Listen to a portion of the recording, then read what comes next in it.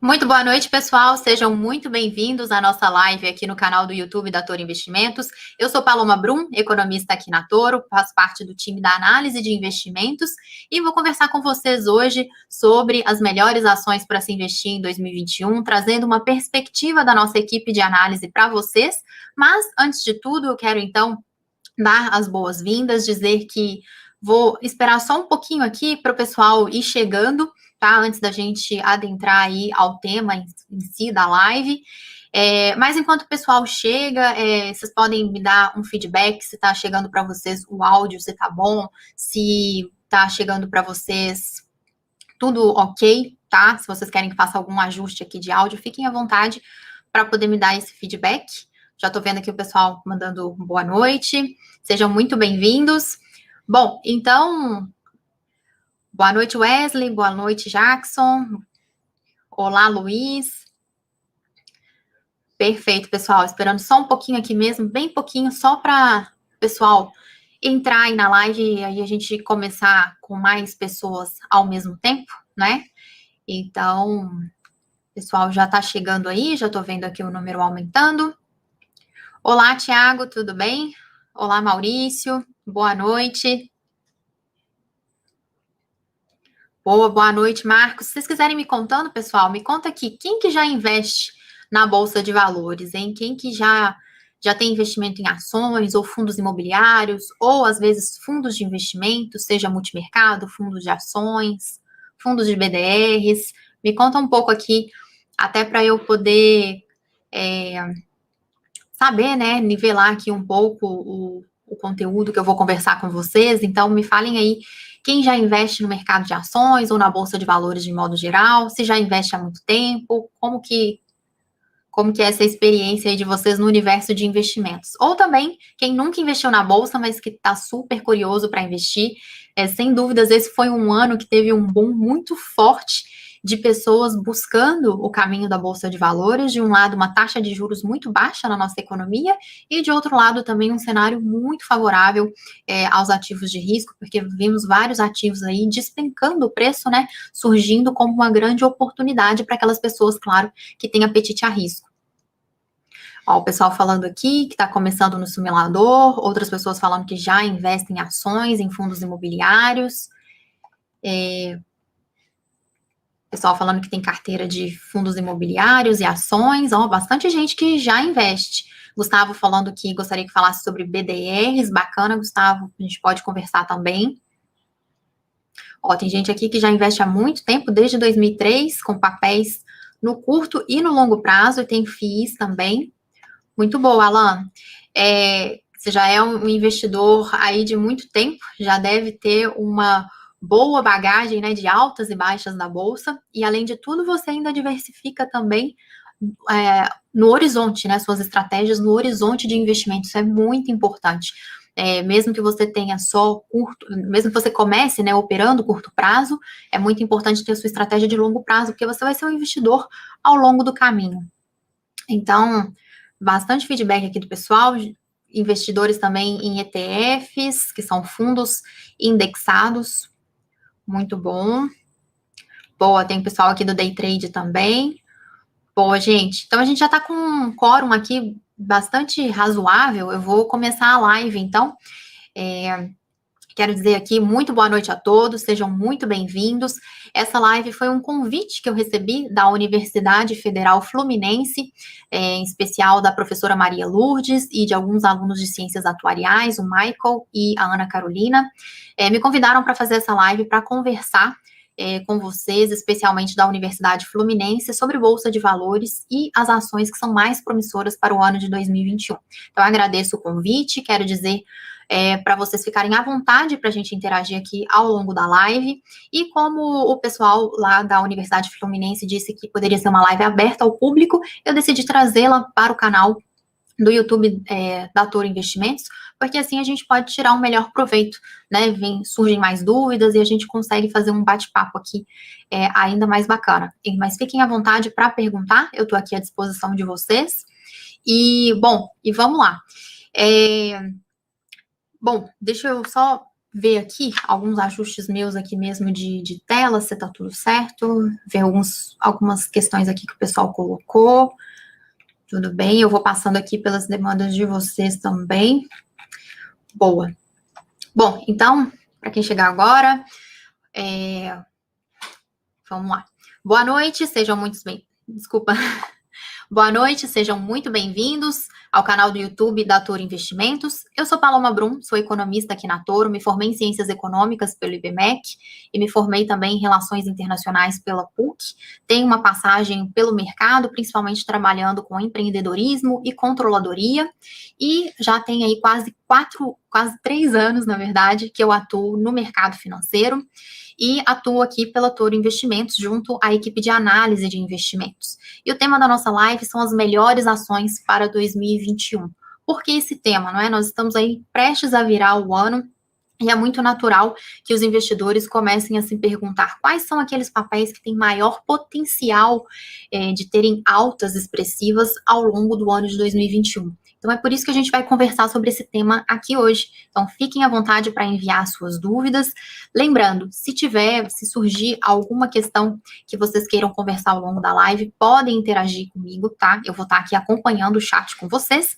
E eu vou priorizar aqui o tema da live, que é falar dessas ações, falar dos setores mais promissores para 2021, mas a gente vai batendo papo ao longo dessa live, beleza?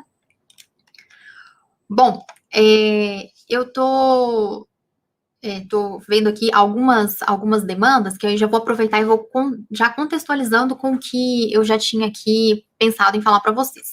Bom, fazendo uma introdução, assim, breve introdução, a Bolsa de Valores, ela é, sem dúvidas, o espaço que dá as melhores oportunidades de investimento para as pessoas investirem. Então, seja um investidor institucional, um grande fundo de investimentos, ou também as pessoas físicas, porque ela dá uma capacidade de acesso muito grande para que pessoas, né, com qualquer patamar de renda consigam investir e consigam prosperar ao longo do caminho. Então, essa possibilidade, ela é muito única nesse espaço de Bolsa de Valores, porque é uma série de investimentos que não seriam possíveis para as pessoas físicas fazerem, com, às vezes, até valores menores. A Bolsa de Valores permite isso. Então, seja no mercado de ações, seja em fundos de investimento, fundos imobiliários. Então, uma gama muito grande para o investidor chegar à Bolsa e conseguir acessar esses investimentos. Agora, quando a gente olha, por que Bolsa de Valores, né? Por que investir na Bolsa de Valores? Olha, a primeira entrada, geralmente, na Bolsa de Valores das pessoas, o primeiro contato, são com as ações das grandes empresas. Quem nunca ouviu alguém dizer que comprou ações da Petrobras, ações da Vale, da Gerdau? Então, essas grandes empresas, elas estão aí na história do nosso país. Algumas delas são, inclusive, empresas estatais, geridas, são empresas, né, influenciadas pelo governo, são de grande acionista, tem como grande acionista o governo. Então, assim, é muito comum que as pessoas tenham o primeiro contato com a Bolsa através dessas grandes empresas. E aí, quando nós olhamos para quando a pessoa de fato vai abrir a sua conta, né, numa corretora e vai começar a investir, surge a dúvida, mas onde eu invisto? Por onde eu começo? Então, essa é a grande questão que eu queria abordar aqui, antes da gente já entrar nas ações, é que é muito importante você pensar na composição de um portfólio, e não somente quero comprar ações da Vale, quero comprar ações da Petrobras. É muito importante você pensar que você vai precisar compor todo um portfólio e que ele não vai ser feito só de bolsa de valores e que ele não vai ser feito só de ações também. Então, isso é muito importante. E como que você compõe o seu portfólio? É preciso, antes de tudo, pensar no seu perfil de investidor. Então, se você é um investidor mais conservador, que não topa correr riscos, então o ideal é que você fique no universo somente da renda fixa. Ainda assim, com renda fixa é possível diversificar. É possível você montar uma carteira de renda fixa com prazos diferentes e com taxas diferentes, ligadas então ao CDI ou à Selic, ligadas a títulos híbridos, que tem uma parte pré-fixada e outra parte ligada à inflação, que pode ser muitas vezes o IGPM ou o IPCA, e também títulos que são pré-fixados, que são aqueles que o investidor já conhece a taxa de rendimento desde o momento que ele faz a aplicação. Esse é o universo da renda fixa. Então, para o investidor conservador, o ideal é se manter nesses investimentos. Ah, Paloma, mas renda fixa hoje está pagando muito pouco. Sim, o retorno da renda fixa, ele está aí nas suas mínimas históricas. Contudo, para o investidor conservador, não cabe ousar, tá? Não cabe tomar grandes riscos. Então, tem que ficar mesmo na renda fixa e aguardar um momento aí onde essas rendas fixas talvez passem a valer um pouco mais, enfim, não é um universo onde a gente consegue fazer muita coisa, entende? Não dá muita margem, mas existem algumas possibilidades mesmo dentro de renda fixa, por exemplo, alguns fundos de renda fixa onde você pode alocar e que o gestor ele vai buscar uma melhor rentabilidade ao longo do tempo também. Então seria aí uma possibilidade de diversificar investimentos, mesmo que a gente esteja falando ainda de renda fixa. Passando para os outros perfis, nós temos o moderado e o arrojado. O moderado e o arrojado, eles já topam correr mais riscos. O arrojado, inclusive, ele já topa chegar a uma proporção na carteira dele em renda variável bem maior do que o moderado.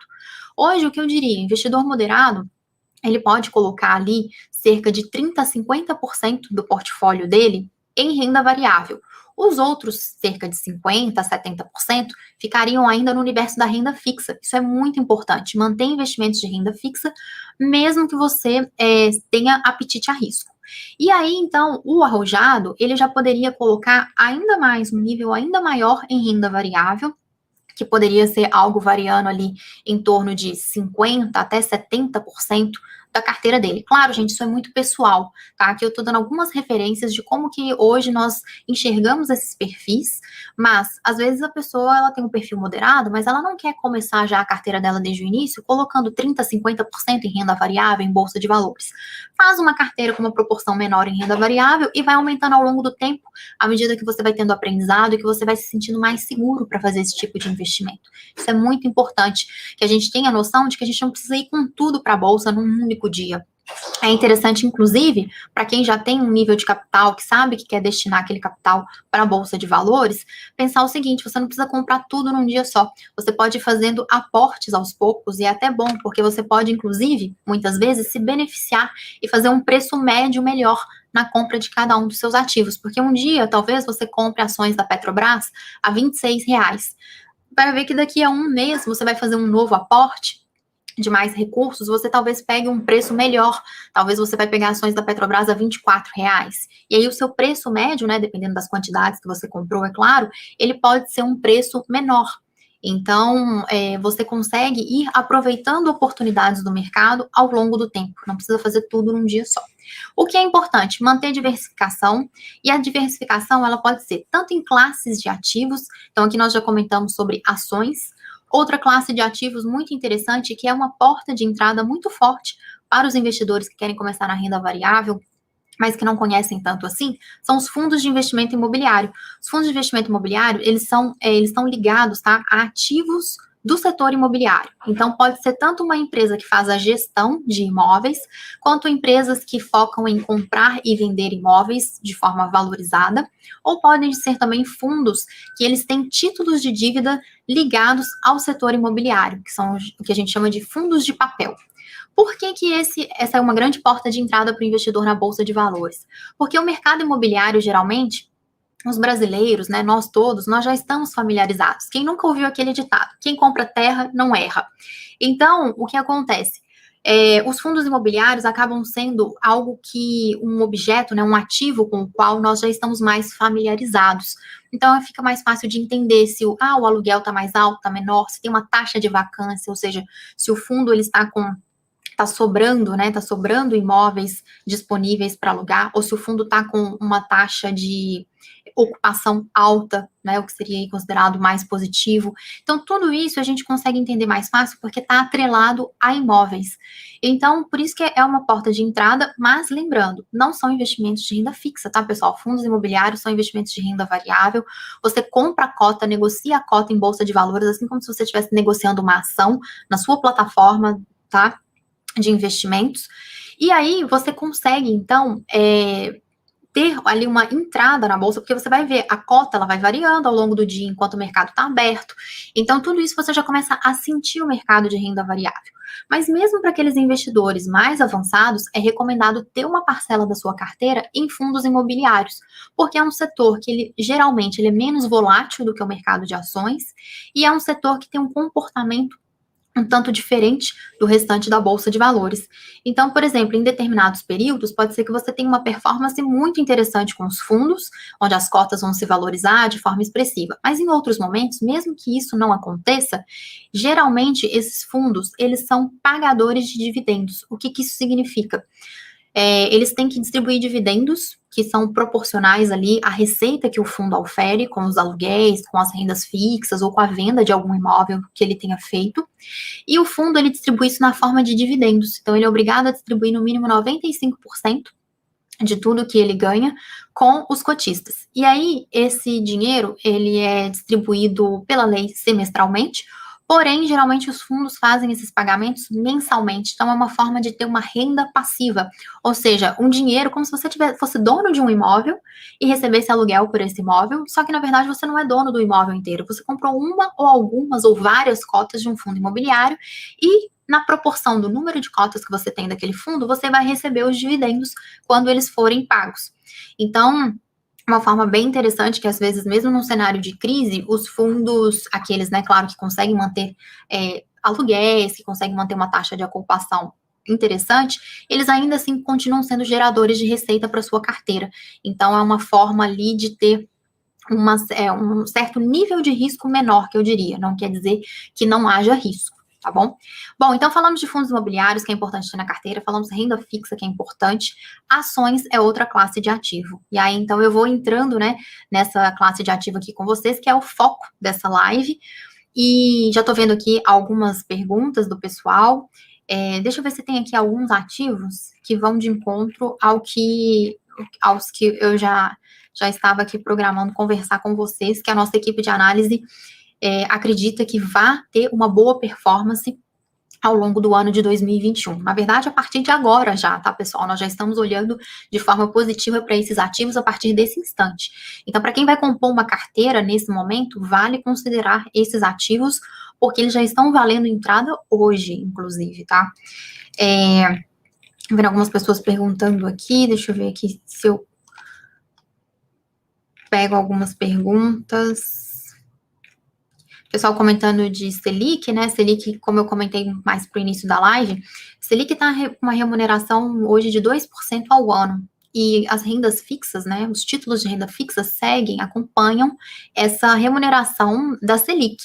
Só que para 2021, como tem uma pergunta aí que foi feita, é esperado já que a Selic ela vá subir, porque nós não estamos no patamar natural para a taxa básica de juros da economia brasileira, tá? Ela está baixa hoje por dois fatores. Primeiro, que existe uma tendência global de juros menores, então isso acaba abrindo espaço para que economias emergentes como o Brasil mantenham juros num patamar menor, até porque, vamos supor, se os Estados Unidos sobem a sua taxa de juros, isso acaba atraindo capital para os Estados Unidos. Então, sai moeda forte, sai dólar das economias mundo afora, rumo aos Estados Unidos. E aí isso acaba prejudicando, por exemplo, o nosso câmbio, a nossa moeda fica mais depreciada, porque sai divisas internacionais daqui. E aí, além disso, o Banco Central, ele se veria ali numa certa, como o dólar mais alto, ele pode acabar gerando uma pressão inflacionária, e a meta do nosso Banco Central é controlar a inflação, então isso pode acabar gerando um caminho, né, uma trajetória inflacionária que o Banco Central vai ter que controlar através do aumento da taxa de juros. Como esse não é o cenário hoje, então o Banco Central está com um espaço confortável para manter juros baixos, porque Estados Unidos está mantendo juros super baixos, e no patamar ali de 0 a 0,25% ao ano. E além disso, nós temos também um cenário de crise. Então, o Banco Central, ele se vê ali numa posição de que se ele sobe juros, nesse momento, por exemplo, que a gente já está tendo uma inflação crescente, mas o Banco Central ainda enxerga que é uma inflação temporária, então, por isso que ele está mantendo juros muito baixos por enquanto, para numa tentativa ali de estimular a atividade econômica brasileira. Porque se ele sobe os juros, tudo fica mais caro, o consumo fica mais caro, os investimentos ficam mais caros, então as famílias gastam menos, os empresários investem menos, e aí nós temos um nível de atividade econômica menor, o que implicaria também um nível de emprego menor, ou seja, uma taxa de desemprego maior. Uma taxa de desemprego que já está crescendo, né, por causa da crise. Imagina se a gente tem juros mais altos, então poderia prejudicar muito o mercado, inclusive o mercado de trabalho, a renda e o emprego dos brasileiros. Então, o Banco Central tem um cenário favorável a manter juros baixos atualmente, só que para o ano que vem, o que nós já enxergamos, o que eu vejo, é que o Banco Central ele vai subir os juros. Então, por isso que eu falo, pessoal, não vamos deixar a renda fixa de lado, tem que ter uma parte do portfólio, quem é conservador tem que estar todo em renda fixa mesmo, não pode ousar, né, correr risco, mas uma hora, né, a gente sabe, a nossa economia, ela não é uma economia estável, estabilizada, é uma economia que sofre com muitas coisas, com muitas oscilações, às vezes alguns ciclos internacionais de commodities impactam a nossa economia, seja positivo ou negativamente, essa crise atual que está impactando globalmente os países, e uma economia emergente como o Brasil também acaba sofrendo mais, e aí é natural, nós tivemos uma taxa de endividamento muito alta, a dívida pública nesse ano, ela explodiu, nós já éramos um país com um alto déficit primário e que agora estava tendo o seu déficit aprofundado por causa das medidas emergenciais, as ajudas que o governo lançou mão nesse ano junto com o Congresso. Então, isso tudo gera um endividamento maior, logo o governo ele vai precisar pagar essa conta. Se a dívida está maior e o país não está crescendo, ou está com dificuldades de crescer, que é o nosso caso, tudo isso vai aumentando a medida de risco do país. E os investidores passam a cobrar prêmios de risco maiores, ou seja, as taxas de juros vão ter que refletir esses prêmios maiores. Então, existe uma pressão para que essas taxas de juros aumentem, e caso nós tenhamos aqui, né, um dólar realmente num patamar maior, fazendo jus ao risco do nosso país hoje, que é mais alto, com endividamento mais alto, e nós tivermos, então, também uma pressão inflacionária, isso também vai pressionar, né, sendo mais duradoura essa inflação, e não tão temporária quanto o Banco Central enxerga, aí nós vamos ter, sim, uma pressão para que os juros subam. E aí, juros subindo, pessoal, mas quanto que vai subir?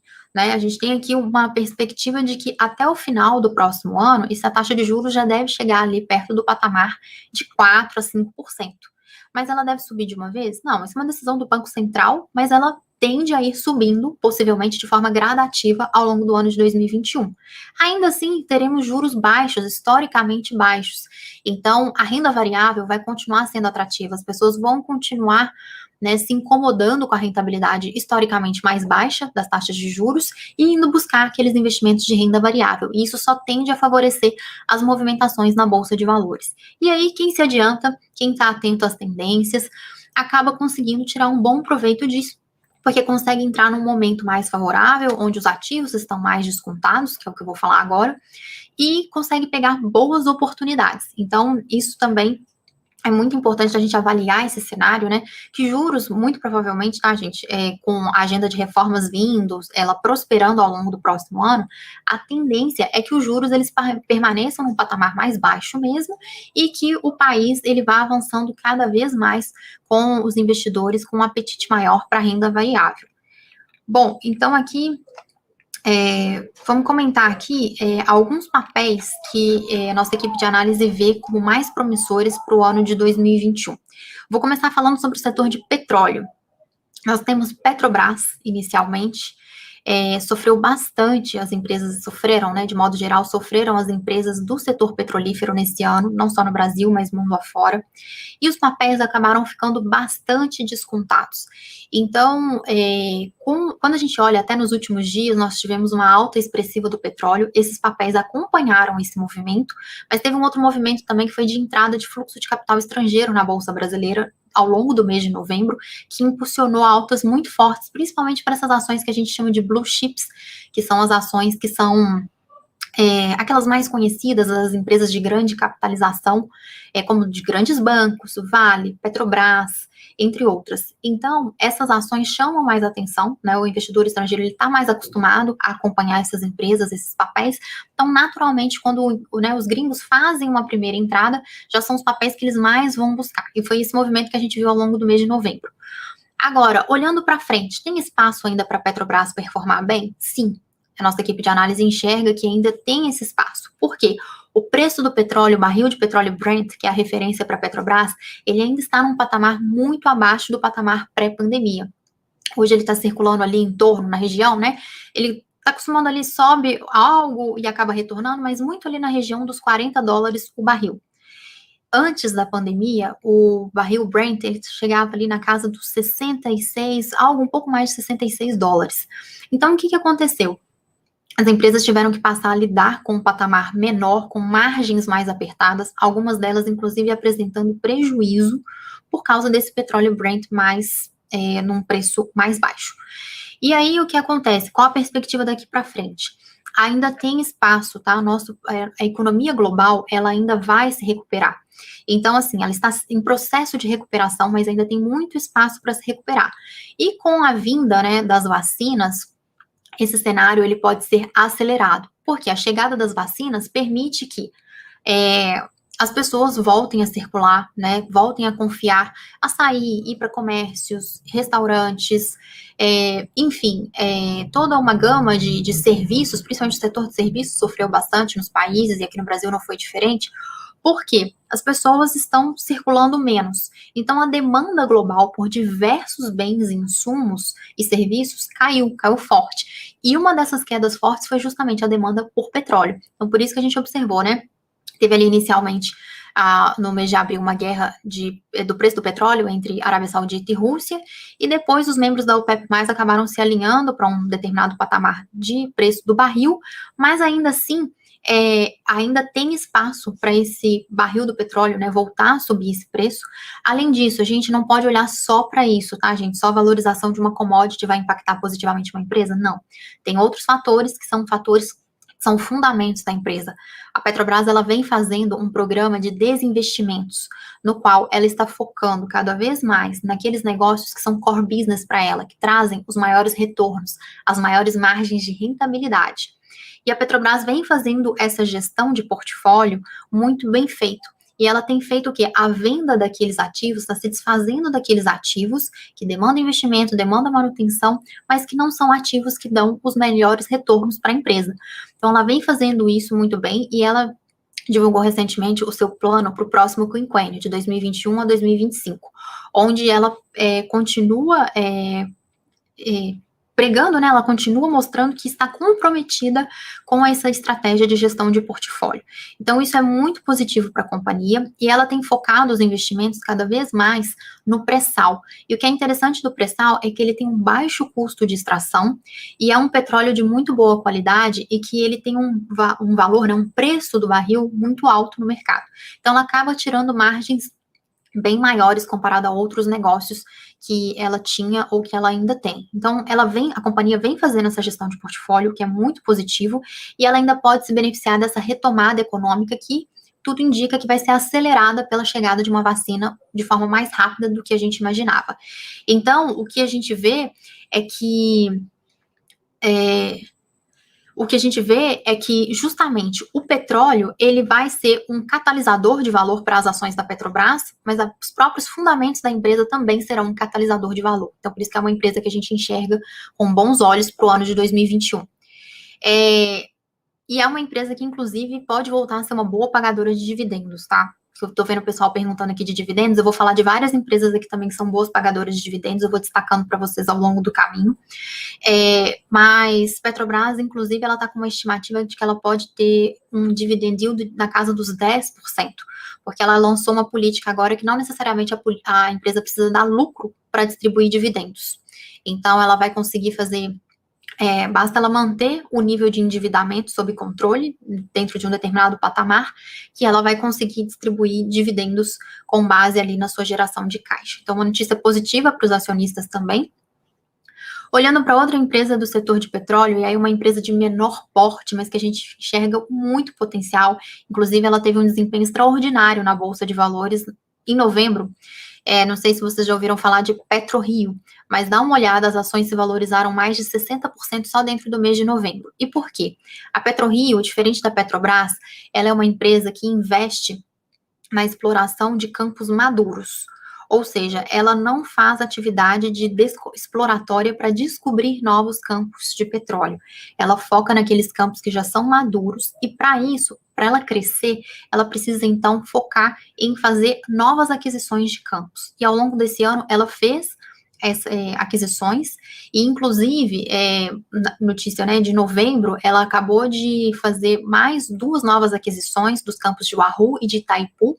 Então, isso acabou sendo um catalisador né, que acelerou o preço das ações ao longo do mês de novembro, e além também das notícias com vacinas, que trazem a perspectiva de uma retomada econômica mais rápida e uma volta da demanda por petróleo também de forma mais acelerada, então ela também se beneficiou desse movimento dentro de novembro, que é o mesmo movimento que eu comentei para a Petrobras.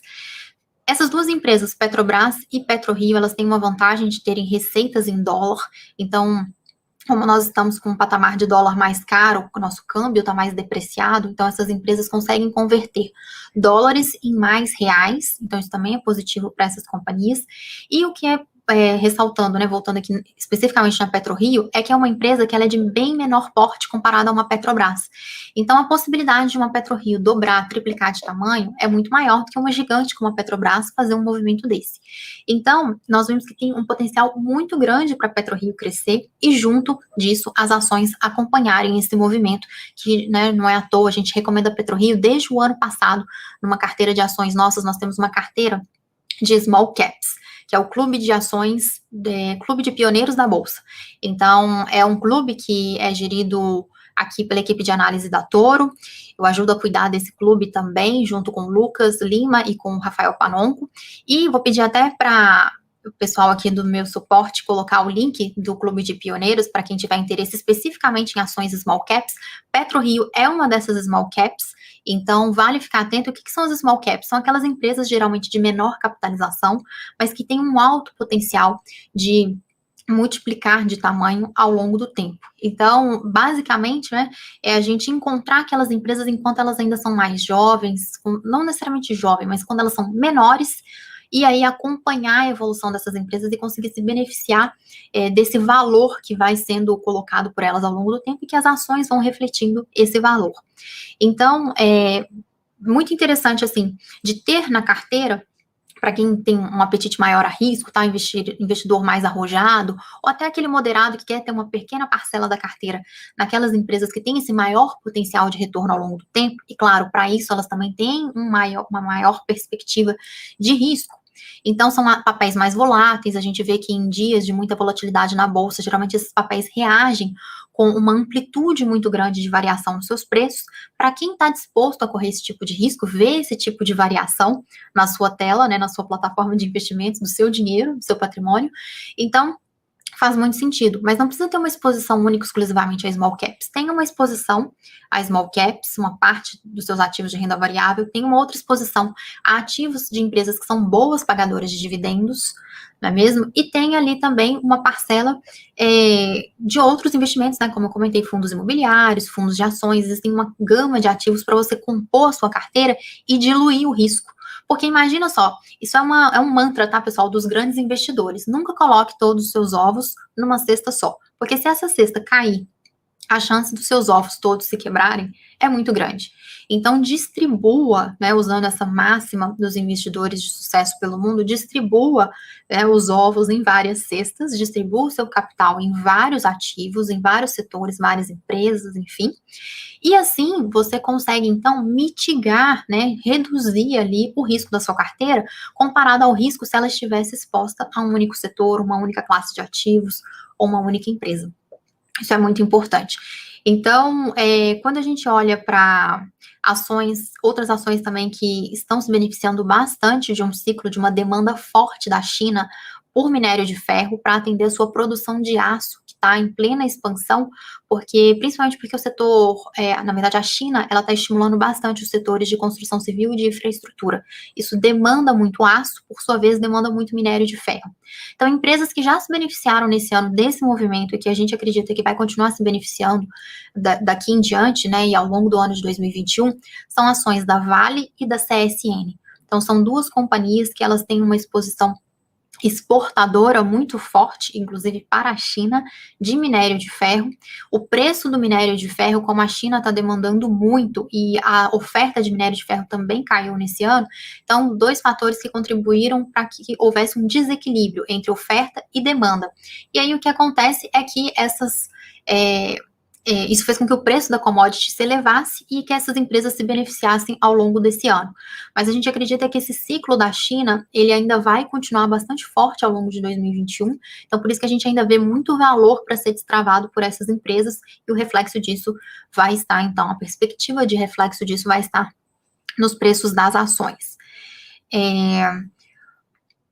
Tem o Gabriel falando aqui que ele investiu em Enalta, mais de 10% de dividendos. Enalta também é uma empresa que a gente gosta bastante, viu, Gabriel? Parabéns pela escolha.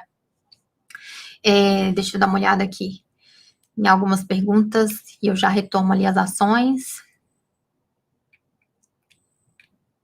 Jackson, você está me pedindo para falar de fundos de ações? Vou fazer o seguinte, pessoal, esses temas que não estão aqui tão ligados ao tema da live, fiquem antenados no Instagram da Toro, no YouTube da Toro, porque a gente vai trazer uma série, tá, de novos conteúdos aqui sobre vários tipos de investimento, inclusive fundos de ações. Estava conversando, inclusive, hoje com o nosso especialista em fundos aqui na Toro, e a gente vai desenvolver aí um projeto de trazer vários conteúdos sobre isso. Então, fica antenado, porque não vai faltar oportunidade de trazer isso para vocês, tá? De trazer esses outros conteúdos.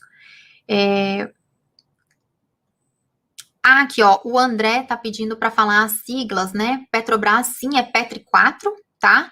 E PetroRio, André, é PRIO, PRIO 3, beleza? Já tinha até o pessoal que já tinha mandado aqui, obrigada, gente. Então, ações boas pagadoras de dividendos, que é algo que está com uma demanda bem forte aqui, né? A Vale também tem uma perspectiva de seguir sendo uma boa pagadora de dividendos. A empresa está fazendo ajustes na sua governança corporativa, está buscando aí se desenvolver mesmo, né, no sentido de evitar novos acidentes. Isso é muito importante para o acionista.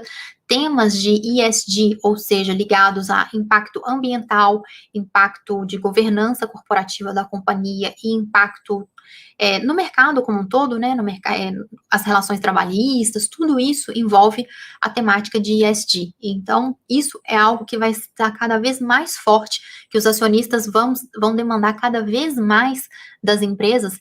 Então, as empresas que não correrem atrás disso, elas vão ficando para trás, né? Os preços das ações vão refletir isso. Então, cada vez mais os investidores estão preocupados com isso, porque são empresas que se tem um compromisso forte, né, com a agenda de ESG, elas conseguem entregar uma maior confiança para quem trabalha nelas e para quem investe nelas. Então, isso vai ser cada vez mais um tema cada vez mais latente. Outras empresas que são boas pagadoras de dividendos são empresas, pessoal, do setor elétrico.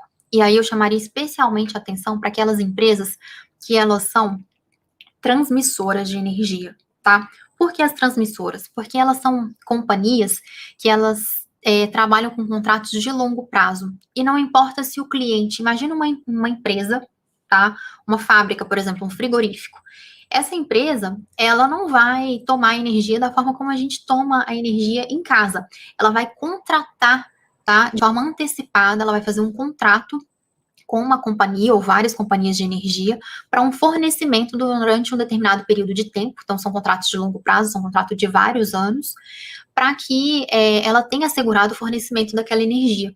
E as empresas transmissoras são justamente as fornecedoras desse tipo de contrato, desse tipo de serviço.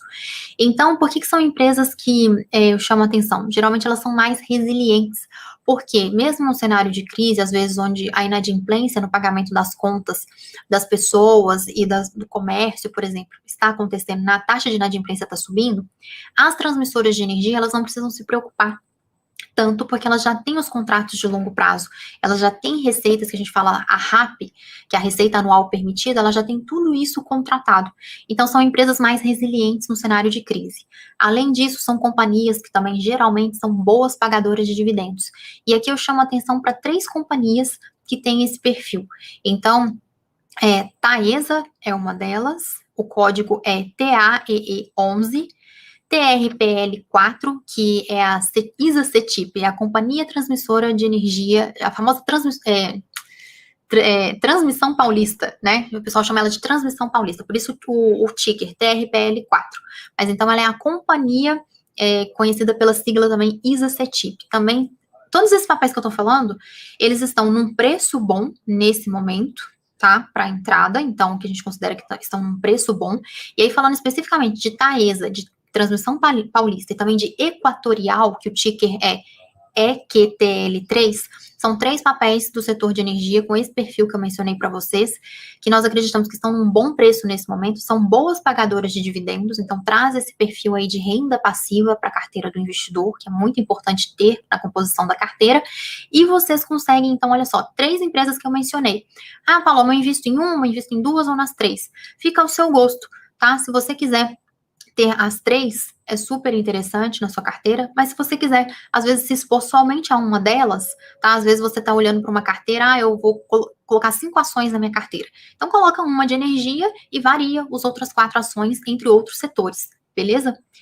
Energias do Brasil também é um papel bem interessante, viu, Cauê? Cauê perguntando aqui de Energias do Brasil.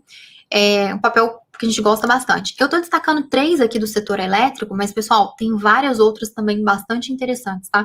Por exemplo, uma small cap, que a gente considera aqui, que eu nem estava considerando comentar aqui com vocês, mas eu vou comentar dela, é Neoenergia. A Neoenergia, ela tem 4 distribuidoras de energia. Já não é uma empresa com esse perfil forte que eu falei, mais forte de ser dona de transmissoras. Porém, é um papel que a gente vê muito valor também ao longo do tempo. Para quem está buscando um potencial de upside, ou seja, do preço da ação dar um salto mais forte, Neoenergia seria um papel desse.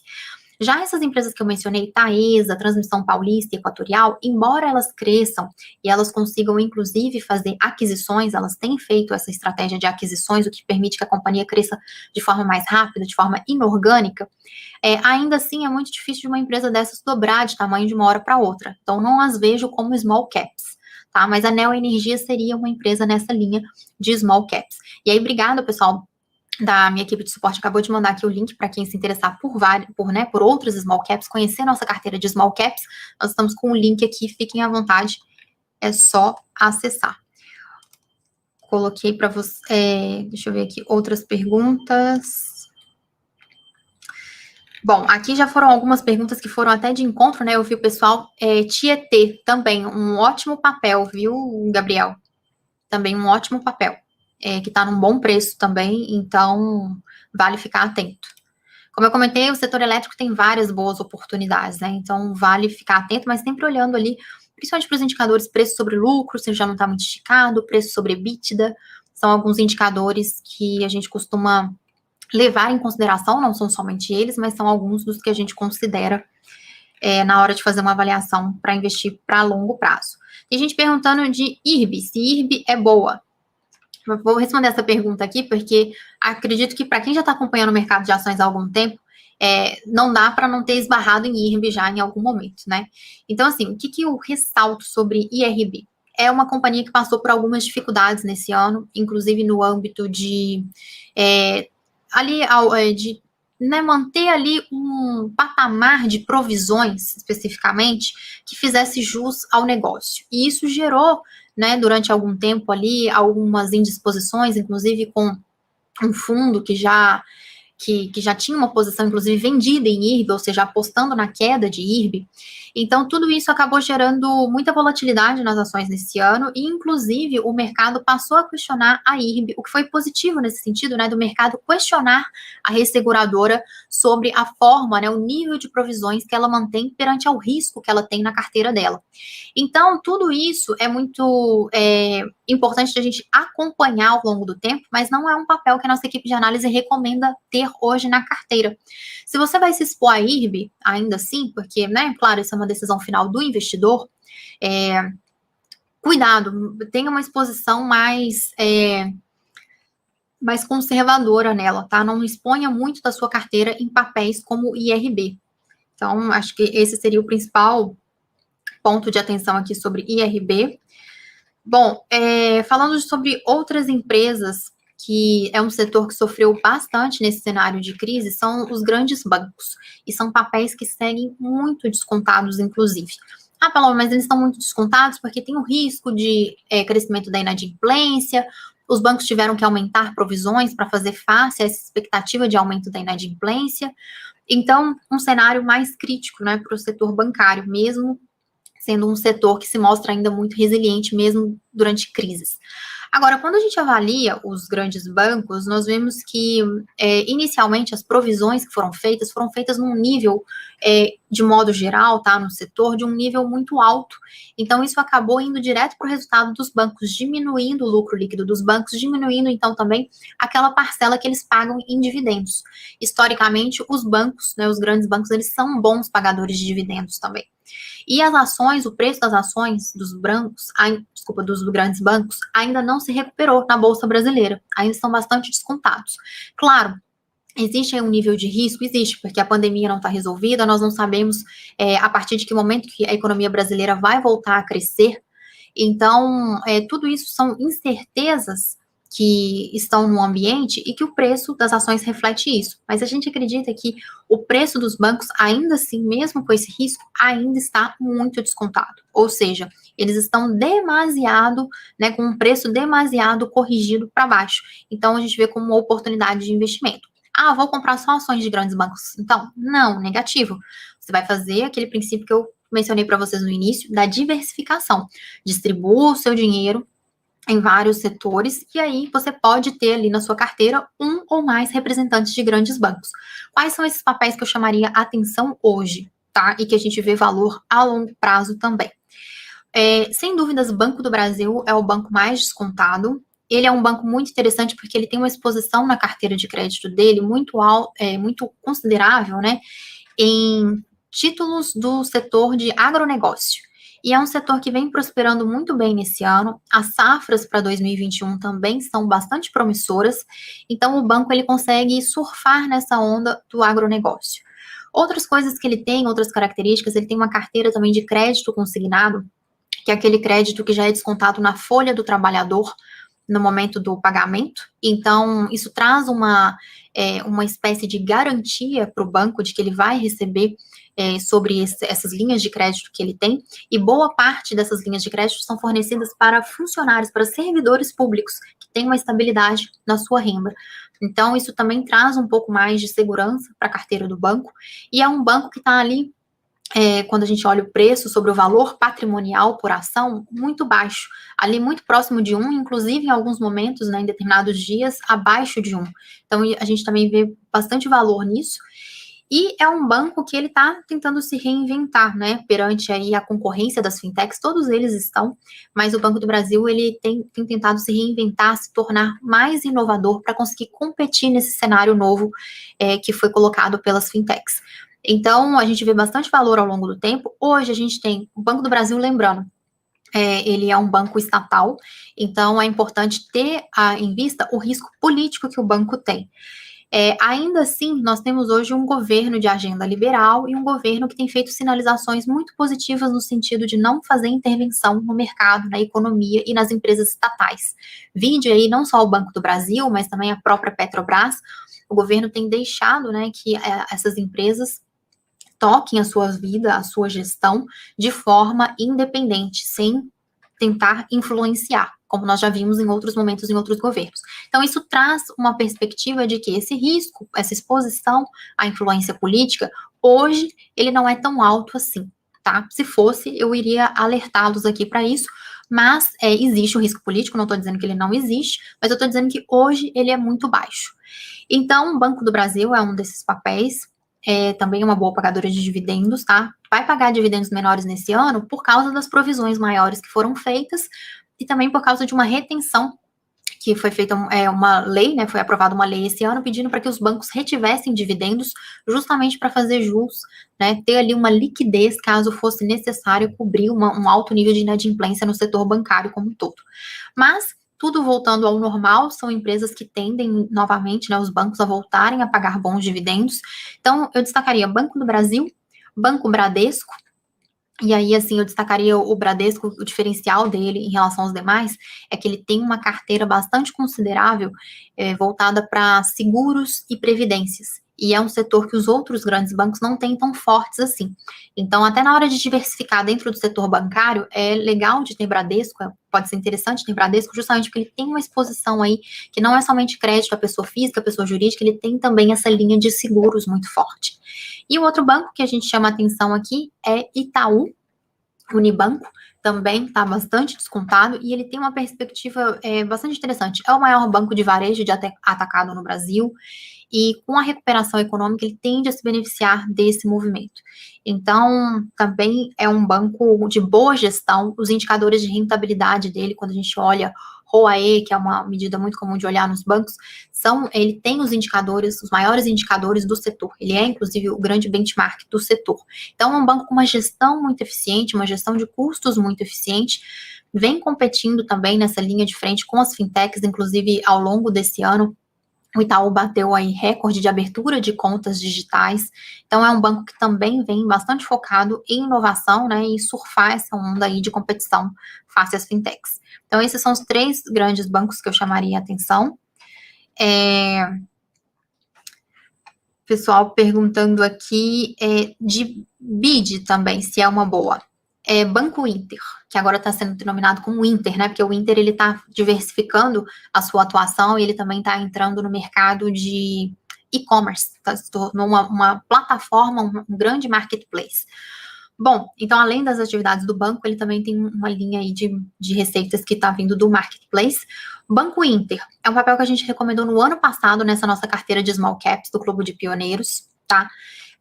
A gente conseguiu pegar um upside bem forte do banco, inclusive uma valorização muito forte, mas hoje a gente acredita que as ações já estão muito esticadas. Então, entre investir em Banco Inter hoje, investir nas ações dos grandes bancos, a recomendação aqui da nossa equipe de análise é focar mais nessas ações dos grandes bancos que têm um maior potencial de retorno, tá? Agora, Banco Inter, ele deixa de ser uma oportunidade para longo prazo? Não. Acredito que seja só uma questão de monitorar ali o preço, na hora que ele estiver num bom preço, aí sim fazer uma entrada mais favorável, com uma relação risco-retorno mais favorável. O que pode gerar... Você fala assim, mas a perspectiva das ações é de alta atualmente, sim, é de alta para o longo prazo, mas o que pode gerar um maior potencial de upside para Banco Inter? Seria a empresa trazer novas linhas de receitas ou mostrar que ela vai ter um crescimento muito arrojado, seja nas suas linhas de crédito, de contas, ele tem contas sem tarifas, mas ele está agregando uma série de serviços, né? Ele chama o correntista pela conta sem tarifas, mas depois ele vai entregando uma série de serviços e vai cobrando por isso. E também tem o marketplace do Inter. Então, assim, à medida que a companhia for mostrando que ela tem um potencial de crescer de forma cada vez mais rápida, mais arrojada, isso vai trazendo uma perspectiva de valorização mais forte para as ações. E aí pode ser que em determinado momento o valuation de Inter esteja num preço, né, atual de mercado mais favorável em relação àquilo que ele vale. Hoje nós acreditamos que o Banco Inter está no preço, então não seria o momento mais favorável aí para entrar na ação, beleza? Olha, vou aproveitar a pergunta aqui do Arthur J, perguntando sobre BR Malls. Então, BR Malls é uma companhia que é gestora de shopping centers e que ela está bastante focada em clientela do público de classe C, tá? Então, e é um papel e daí, o que acontece? Nesse cenário de crise, que ainda nós não temos muita clareza de como que vai se dar a retomada das atividades dos shoppings para o patamar pré-pandemia, ou seja, os shoppings já estão reabrindo, as lojas já estão funcionando, porém, a confiança do consumidor circular em ambientes fechados como shopping centers, nós ainda não sabemos quando que ela vai ser retomada, né, e no patamar que era visto, observado antes da pandemia. Então, isso ainda é uma incógnita para os shopping centers. E outra coisa, mesmo com a solução da pandemia, com a chegada das vacinas, a vacinação em massa, ela ainda tende a demorar algo, tá? Não deve ser algo que deve ser finalizado aí antes do primeiro trimestre de 2021. Talvez ao longo do primeiro semestre de 2021 isso tende a ocorrer.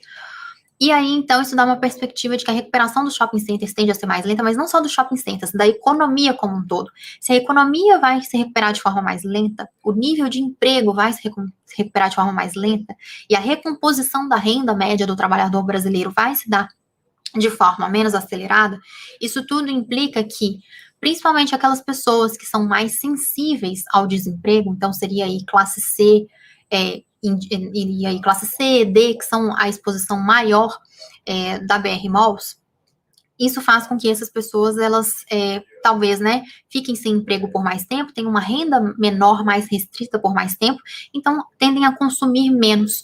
Então, é um papel que, acredito, uma empresa, na verdade, que eu vejo que ela tem aí esse ponto mais crítico nesse cenário de uma crise mais duradoura no Brasil.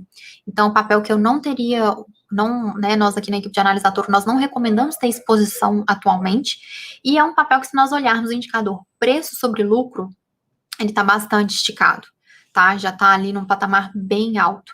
Então, não seria hoje um papel que está com preço atrativo. Já houve oportunidade nesse ano de entrada em BR Malls, mas esse não é o momento. Mas, não seja por isso, eu vou indicar outros 2 papéis para vocês, com base aqui nos estudos da nossa equipe de análise, para vocês observarem que são papéis bastante interessantes do setor de shopping centers e que tem outros empreendimentos também imobiliários ao redor desses shopping centers, capturando o valor dessas regiões, que são Iguatemi, que o ticker é IGTA3, e Multiplan, que o ticker é MULT3. Então, são 2 companhias gestoras de shopping centers, ambas focadas na clientela de classe A e classe B, que são populações né, são grupos, classes sociais, socioeconômicas no Brasil, mais resilientes ao cenário de crise. Então, as pessoas de classe A, principalmente classe A, né, e não tão sensível assim, mas classe B também, elas tendem a não ser tão sensíveis à perda de renda em cenários de crise, né? Perda ali das suas fontes de renda, de emprego até mesmo. Então, o que acontece é que a tendência é que esses shopping centers que atendem essa clientela, eles consigam se recuperar de forma mais rápida.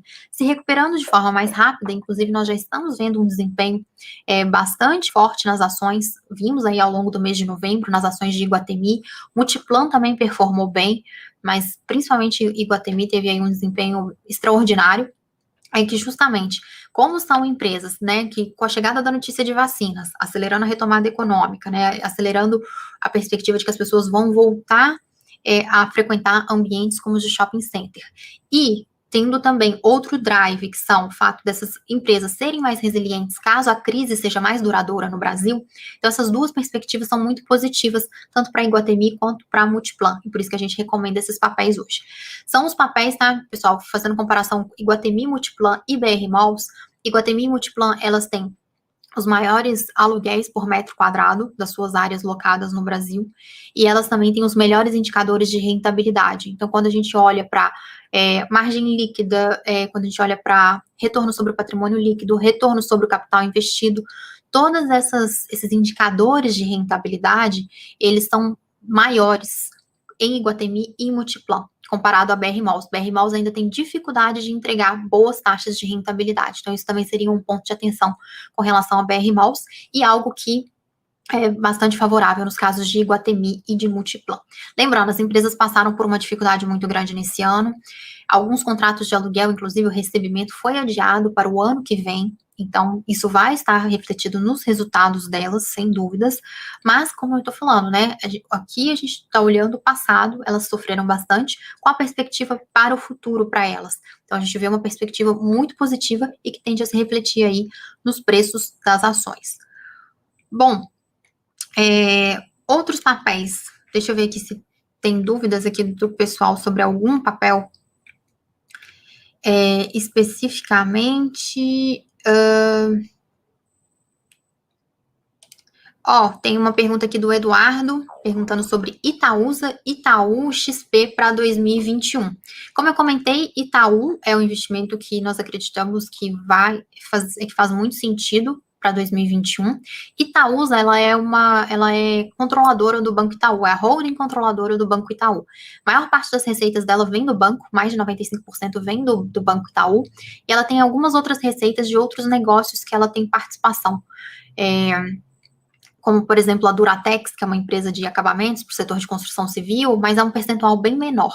Então, uma forma como o Itaúsa é uma holding, ela tem o que a gente chama de desconto de holding. Então, geralmente, os preços dela são mais descontados do que o próprio ativo objeto da holding, que no caso seria as ações do Banco Itaú. Então, Itaúsa também faz muito sentido, e o preço da ação da Itaúsa, como ele é menor do que o de Itaú, acaba sendo uma forma mais acessível do investidor se posicionar. Então, vale olhar para a Itaúsa também, viu, Eduardo? Ele perguntando sobre a questão da XP. A XP e o Banco Itaú estão fazendo um estudo agora para entender como que vai se dar, muito possivelmente, uma saída parcial do Itaú da XP, mas ele vai continuar sendo um acionista da XP a princípio, e isso liberaria a XP, muito possivelmente, para que ela consiga mostrar o seu valor de fato, né, desse negócio, dessa unidade de negócios de forma isolada para o mercado. Então, quando a gente fala dessa separação, né, entre ações da XP e do Itaú, isso tende a ser muito positivo, vai destravar valor para a XP e tende a destravar valor para o Banco Itaú também, porque existe ali hoje na hora que você vai fazer a avaliação para formar o preço de uma ação, a gente leva em consideração o valor futuro que aquela empresa pode gerar e a gente leva em consideração os riscos que nós podemos considerar também ao longo do tempo. Então, tudo isso é importante de se avaliar, e aí, quando a gente olha para Itaú, se vai ser, né, a atividade de banco sem essa atividade da corretora, lembrando, o banco vai continuar tendo a corretora própria dele, do Banco Itaú, mas ele não vai ter essa atividade dentro da operação dele. Então, isso também tende a destravar valor para o banco, porque quando ele estiver entregando indicadores melhores do setor bancário em si, né, das suas receitas bancárias, isso também tende a ficar claro para o mercado e o preço das ações refletir esse movimento. Então, acredito que seja uma operação que faz muito sentido para os dois lados, tá? Tanto para Itaú quanto para XP. Olhando para... a gente tem uma pergunta aqui agora sobre Magazine Luiza. Edmilson, Magazine Luiza é uma empresa que, sem dúvidas, ela tem muito valor agregado. Só que as ações, elas tiveram uma alta forte nesse ano, né? Elas já vinham numa trajetória de alta forte. Já no ano passado, nós já não recomendávamos mais Magazine Luiza para o longo prazo. Esse ano, os papéis, o preço despencou com a crise do coronavírus, mas como vimos que foram os papéis de empresas que conseguiram performar bem ao longo da crise, esses papéis tiveram uma valorização muito rápida e forte também.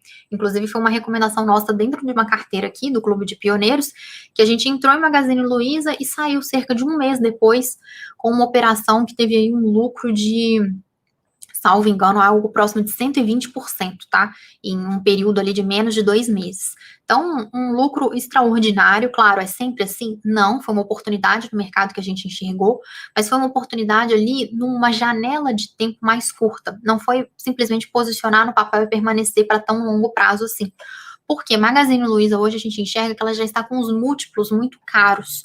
Então, quando a gente olha preço sobre lucro, preço sobre EBITDA, todos esses indicadores, eles acabam nos mostrando, tá, de forma geral, que a companhia ela já está bastante esticada em relação ao que ela já entregou até aqui. Olhando para o futuro, eu vejo um futuro bastante promissor para a Magazine Luiza. Ela é uma companhia que investe bastante em tecnologia e em logística. E o que isso implica, né? Tecnologia e logística, de forma geral, uma experiência para o cliente melhor. E todas essas companhias que competem, né? Magazine Luiza tem lojas físicas e tem e-commerce também, mas todas essas companhias que competem, principalmente no varejo e ainda mais no e-commerce, elas costumam ter margens muito apertadas. Essas margens mais apertadas fazem com que elas tenham que operar grandes volumes para conseguir ter ali um negócio que no final, né, ele seja um negócio que entregue melhores indicadores de rentabilidade. Então, o que acontece é que Magazine Luiza é uma empresa, sem dúvida, é uma das líderes de mercado que vai capturar, né, já capturou uma parte desse mercado, desse novo comportamento do consumidor de consumir online. Então, a Magazine Luiza já conseguiu se beneficiar desse movimento, surfando nessa onda nesse ano, junto com outras como Via Varejo, que é a dona do Ponto Frio, Casas Bahia, do e-commerce da Extra e dos móveis, da fábrica de móveis Bartira, que é uma das maiores aqui da América Latina. Então, Via Varejo também surfou nessa onda, estava muito preparada, conseguiu se beneficiar desse movimento. B2W, que tem as lojas Submarino, Shoptime e algumas outras, e lojas americanas. Então, todas elas conseguiram se beneficiar, conseguimos ver, inclusive, um reflexo disso nos preços das ações, mas o que a gente vê hoje é que Magazine Luiza, lojas americanas e B2W já estão muito esticadas. E o case que nós acreditamos que pode destravar bastante valor, tá? Nesse momento é Via Varejo. É uma companhia que passou por um processo de reestruturação recentemente, se posicionou para crescer na vertente online, no e-commerce, e ter uma experiência integrada entre o mundo digital e o mundo físico. Tudo isso foi muito novo para a Via Varejo do ano passado para cá. E ela ainda conseguiu se beneficiar desse fluxo forte que veio para as vendas online nesse ano. E a gente acredita que, ainda assim, a Via Varejo, ela ainda tem um caminho a percorrer. Ela não tem o porte ainda de uma Magalu. Por exemplo, a Magalu, ela é a empresa do setor que entrega os melhores indicadores de rentabilidade. A Via Varejo ainda não está nesse patamar. Então, ainda existe muito espaço para a Via Varejo performar ao longo do tempo, por isso que a gente vê hoje ela como o investimento de maior potencial de crescimento, tá, para longo prazo, nesse setor de empresas online e que tem também ali no portfólio varejo físico. Olhando para Magazine Luiza, só uma outra ressalva, desse setor como um todo, na verdade, é que é um setor que vai ter cada vez mais competitividade. Lembra que eu falei que é um setor que já tem margens apertadas? Então, é um setor que tem margens apertadas, mas que neste ano ele performou muito bem e chamou a atenção de diversos investidores e de novos empresários para o setor de e-commerce. Então, nós vamos ver aí a entrada muito forte de outros players, ou também, na verdade, né, em conjunto, na verdade, nós vamos ver o crescimento de outros grandes players no Brasil. Nós já estamos vendo a expansão de Mercado Livre, com as suas operações no Brasil crescendo, e de Amazon, por exemplo. São empresas que nós não temos na Bolsa Brasileira. Já é possível investir através dos BDRs. Então, muita gente perguntando também sobre BDRs, aqui eu vi no início da live. Então, uma forma hoje de investir nessas empresas lá no exterior seria através dos BDRs. Então, quando a gente olha para esse setor, a gente tem que olhar com cautela, porque o futuro dele vai ser mais competitivo, vai ser mais difícil ser uma grande empresa nesse setor. Então, hoje, pro valuation que a nossa equipe de análise tem, Magazine Luiza não valeria entrada. Mas se a empresa conseguir destravar, né, muito, mostrar que ela consegue destravar ainda mais valor ao longo do caminho, pode ser que em algum momento ela tenha novamente um preço interessante. Então, por isso que é importante ficar atento às recomendações. E eu sugiro para vocês acompanharem, né, a nossa equipe de análise. Aí, deixa eu aproveitar e mostrar para vocês como que faz para acompanhar as recomendações da equipe de análise da Toro, tá? Elas estão centralizadas hoje na nossa plataforma. Então, eu vou compartilhar com vocês a minha tela. Eu acredito que vocês já devam estar vendo. Deixa eu só tirar essa pergunta aqui de Magalu do ar. Deixa eu ver. Tirei a pergunta de Magalu do ar. Deixa eu só ver aqui.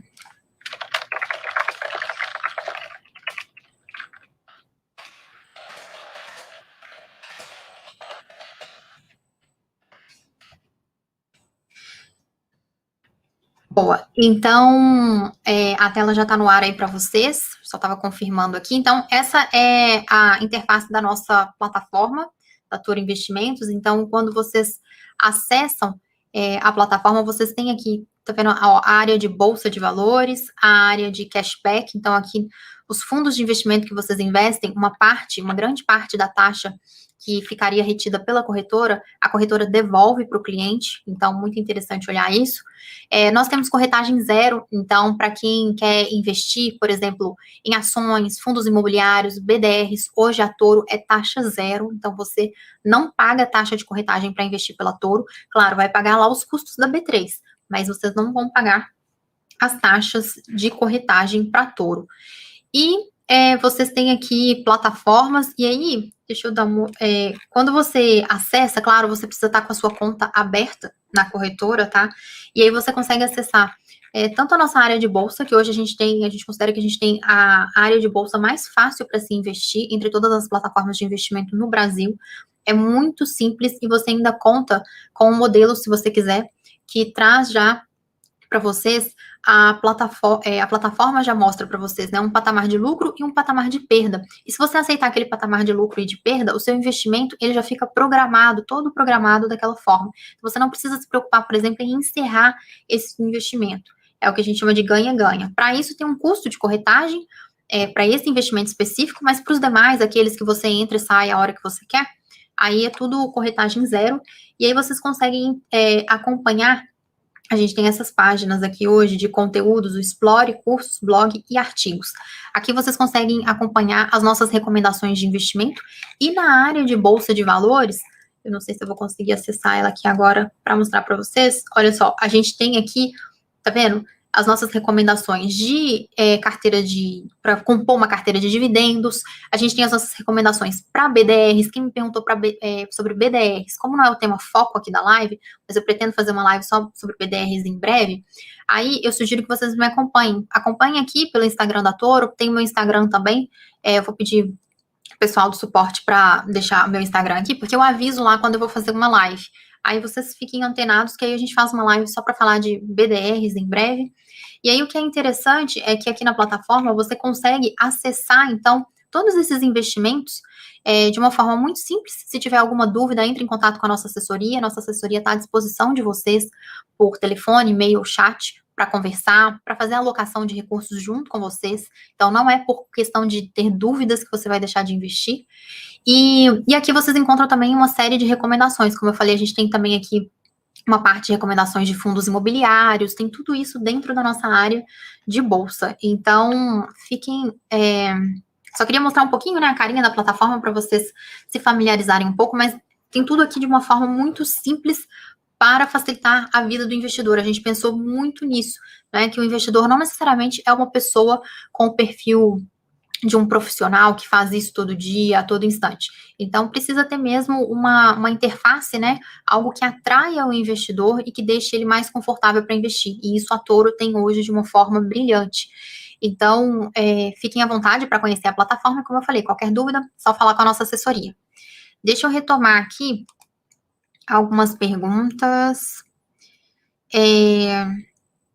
Eu tenho o Matheus perguntando aqui o que eu acho sobre Trisul e Exetec. Matheus, falando sobre o setor de construção civil de modo geral, ele tem se beneficiado de duas tendências e que tendem a continuar em 2021, e por isso a gente acredita que é um setor bastante interessante para se investir. São o fato de termos juros mais baixos no país, então isso acabou aumentando a oferta de crédito para o setor imobiliário e também a demanda por financiamento de imóveis no Brasil. Então, é um setor super favorável, onde juros mais baixos, as pessoas se sentem mais propensas a assumir um financiamento, principalmente financiamento de imóvel, que geralmente é um financiamento de mais longo prazo. Então, essa perspectiva para o setor de construção civil, ela é muito positiva, ele já vem se beneficiando dessas taxas de juros básicas mais baixas, que acabam se refletindo ali numa taxa de juros menor para o segmento imobiliário e atrai mais pessoas para tomar, né, para comprar imóveis. E aí, outra linha também que tende a destravar bastante valor é o próprio cenário. O Brasil já vinha se recuperando de uma crise econômica, onde o setor de construção civil foi, sem dúvidas, talvez aquele que mais tenha sofrido. E chegado a esse ano, né, seria o ano da construção civil. Não foi bem assim, porque a pandemia acabou atrapalhando essa perspectiva, mas não atrapalhou de tudo, tá? Porque as empresas conseguiram continuar fazendo lançamentos, reduzindo estoques e tendo ali um nível que a gente fala que é uma velocidade de vendas dos novos ativos, dos novos empreendimentos delas, de uma forma relativamente maior do que no ano passado. Então, o setor, quando a gente olha para ele como um todo, ele avançou, né? E tendo aí o desafio da pandemia nesse ano, que acabou fechando vários showrooms, as vendas tiveram que começar a ser online. Então, assim, ainda, né, com esses desafios, as companhias, de modo geral, conseguiram performar muito bem. E aí, papéis que a nossa que a nossa equipe de análise consideram muito positivos no setor de construção civil daqui em diante. Exetec, como você já mencionou ali, MRV, tá? Lembrando, a MRV, ela tem uma exposição bem grande ao Minha Casa Minha Vida, o que de um lado gera uma previsibilidade de receitas para a companhia, porque ela recebe do fundo do FGTS, vem a maior parte dos recursos junto com o governo, então isso gera uma previsibilidade de receitas para a companhia. A MRV, ela tem vários investimentos bem fortes na linha de moradias populares, condomínios de moradias populares, e ela está fazendo não só os imóveis para vender, mas ela está atuando na gestão desses ativos também. funcionando ali até mesmo como um fundo imobiliário. Então, ela tem essa diversificação de linhas de receitas, o que é positivo para ela. Ela fez recentemente a aquisição de ações de boa parte de uma empresa que já era da família Menin, né, que é a família fundadora da MRV, fez essa aquisição de ativos lá fora, acho que, salvo engano, é AHS, a sigla da empresa. E aí é uma companhia também que tem uma atuação similar à da MRV, só que com um potencial muito grande, porque lá fora, nos Estados Unidos, existe uma demanda muito forte por imóveis e que o mercado não está conseguindo suprir. Então, tem uma perspectiva muito positiva aí também de aproveitar essa janela de oportunidade no mercado imobiliário nos Estados Unidos e que a MRV tende a se beneficiar disso também. Então, ela tem uma diversificação geográfica, não está exposta só no mercado brasileiro, que é muito positivo para a companhia. Outro papel que a gente vê muito positivo também é Cyrela. Só que a Cyrela e a Zetec eu chamaria a atenção porque elas têm uma exposição à clientela de classes A, classe B, que são mais resilientes no cenário de crise. Então, são companhias que vale a pena ter. Eu acredito que construção civil seria legal não ter só um único papel, tá? Você vai ter Zetec, você pode ter, por exemplo, uma MRV, você vai ter Cyrela, você pode ter junto uma MRV também. Ou então, se você quer se posicionar só mais nesse segmento, né, mais exposto às classes A e B da economia, aí os papéis seriam propriamente Zetec e Cyrela.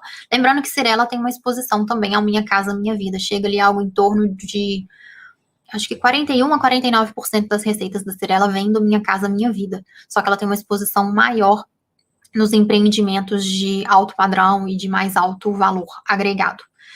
E outro papel também que a gente vê muito potencial, a gente encerrou esse ano na nossa carteira de small caps, mas é porque o papel ele acabou tendo um desempenho mais de lado ali, então a gente resolveu sair dele no momento para buscar outras oportunidades de maior valor, mas é um papel que a gente enxerga que pode destravar bastante valor ao longo do ano de 2021, que é direcional.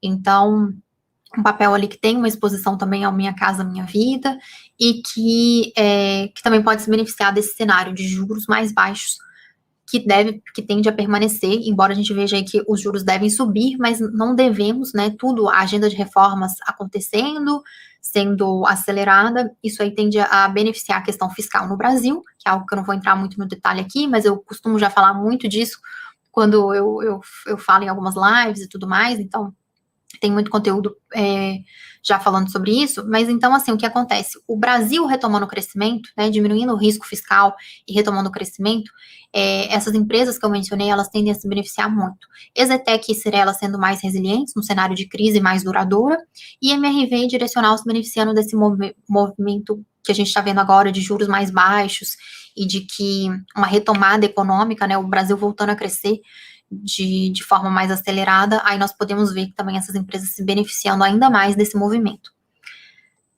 Trisul, Matheus, não é um papel que a nossa equipe de análise cobre, então vou ficar te devendo uma análise sobre Trisul, beleza?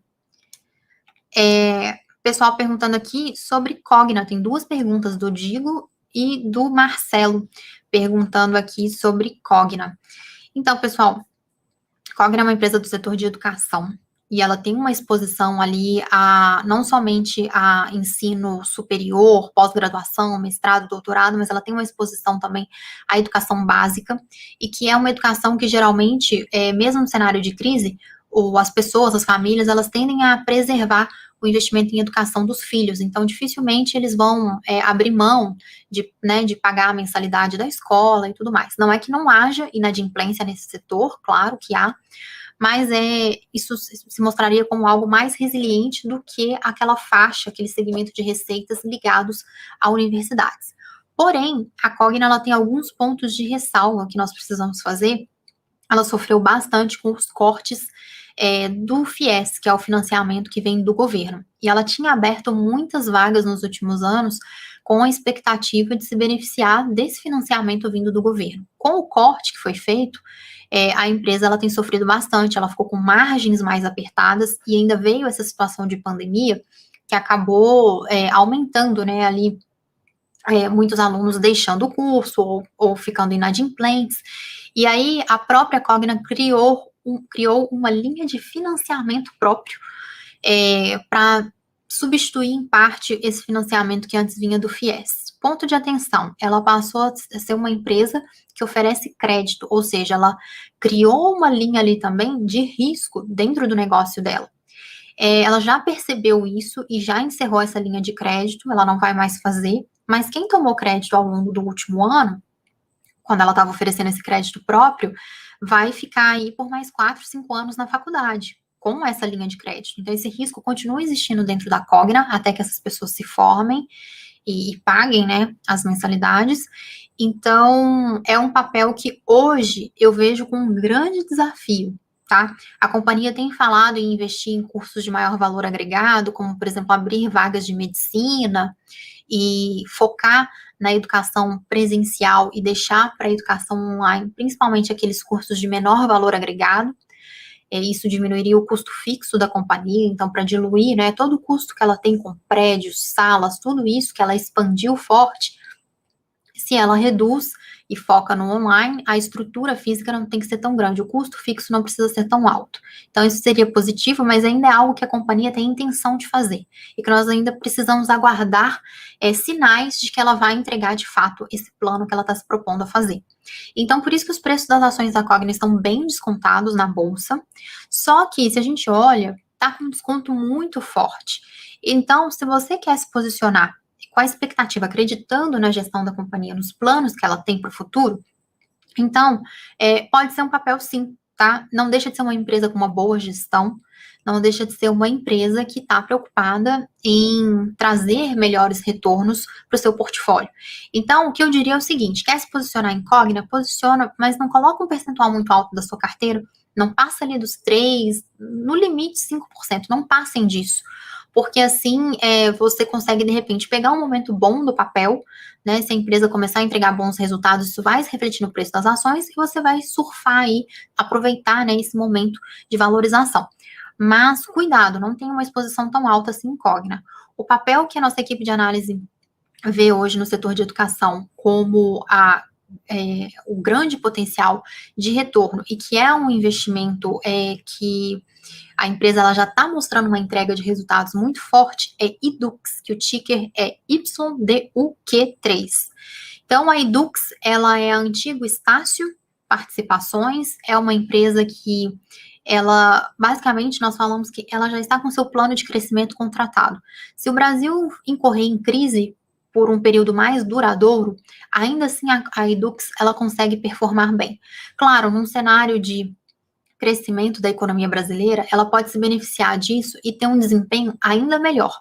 Mas se a crise for mais persistente, ainda assim, nós acreditamos que Dux, ela já tem um bom plano e que ela já está entregando esse plano. Então, alguns dos atributos que eu chamaria a atenção aqui, só de forma mais breve, seria o número de vagas de medicina que ela já tem e que ela já está pleiteando crescer para o próximo ano. Então, isso é muito positivo, porque os cursos de medicina, não só de medicina, tá? Ela também tem alguns outros cursos de alto valor agregado. Por exemplo, ela é hoje, ela tem marcas no seu portfólio como IBMEC, que é uma faculdade que entrega cursos para a população de classe A, classe B, que é uma população, como eu já expliquei anteriormente, mais resiliente ao setor de crise, ao cenário de crise, e acabam mantendo o pagamento das mensalidades, continua crescendo o número de matrículas, porque são populações mais resilientes nesse ambiente mais incerto. E aí o que acontece é que marcas fortes como o IBMEC, cursos de alto valor agregado, como as vagas de medicina que a Ydux tem, e ela está crescendo nessa vertente, então tudo isso mostra que a companhia, ela tende a continuar tendo um valor agregado muito alto, muito forte. Até mesmo a educação online da Ydux, ela consegue entregar um ticket médio mais alto do que os pares no setor, por causa dessas marcas de peso que ela já tem. Então, quando fala que vai fazer, por exemplo, um ensino à distância da marca IBMEC, de um curso que leva a marca IBMEC, isso tem uma percepção de valor maior para os alunos. Então, tudo isso ela consegue fazer muito bem. E a Ydux, ela vem crescendo com aquisições estratégicas. Uma das últimas que ela fez foi a aquisição do grupo Adtalent, que tem também marcas muito fortes. Então, o que a gente enxerga é que a Ydux, ela está mais bem posicionada, tá? com um crescimento, um plano de crescimento mais claro, e ela já vem entregando esse plano de crescimento. Então, a sinalização dela é bem mais positiva, e não é à toa que a gente vê que o preço da ação também é mais alto no mercado, teve uma performance extraordinária ao longo do mês de novembro, então também é um papel que tende a continuar entregando bastante valor, e a gente vê que ainda tem ponto de entrada. Então, é bom ficar atento, porque pode ser aí, com essa entrada de capital estrangeiro na Bolsa ao longo desse mês de dezembro, que está continuando forte, ou até mesmo e a gente está vendo que o próprio investidor, pessoa física no Brasil, está movimentando bastante a Bolsa brasileira, saindo daqueles papéis que já estão bastante esticados, mais caros, e indo para esses papéis de maior potencial. Então a gente viu bastante esse movimento indo rumo a Edux, Cogna com menos ímpeto, mas indo também, mas principalmente Edux. Então é importante ficar atento ao preço. Hoje ainda vale entrada, tá? Mas fiquem atentos ao preço, porque para quem vai entrar mais à frente, talvez esse preço aí de entrada já não esteja valendo tão a pena. Bom, falei de Cogna, deixa eu ver se tem algum outro papel aqui que o pessoal gostaria de comentar.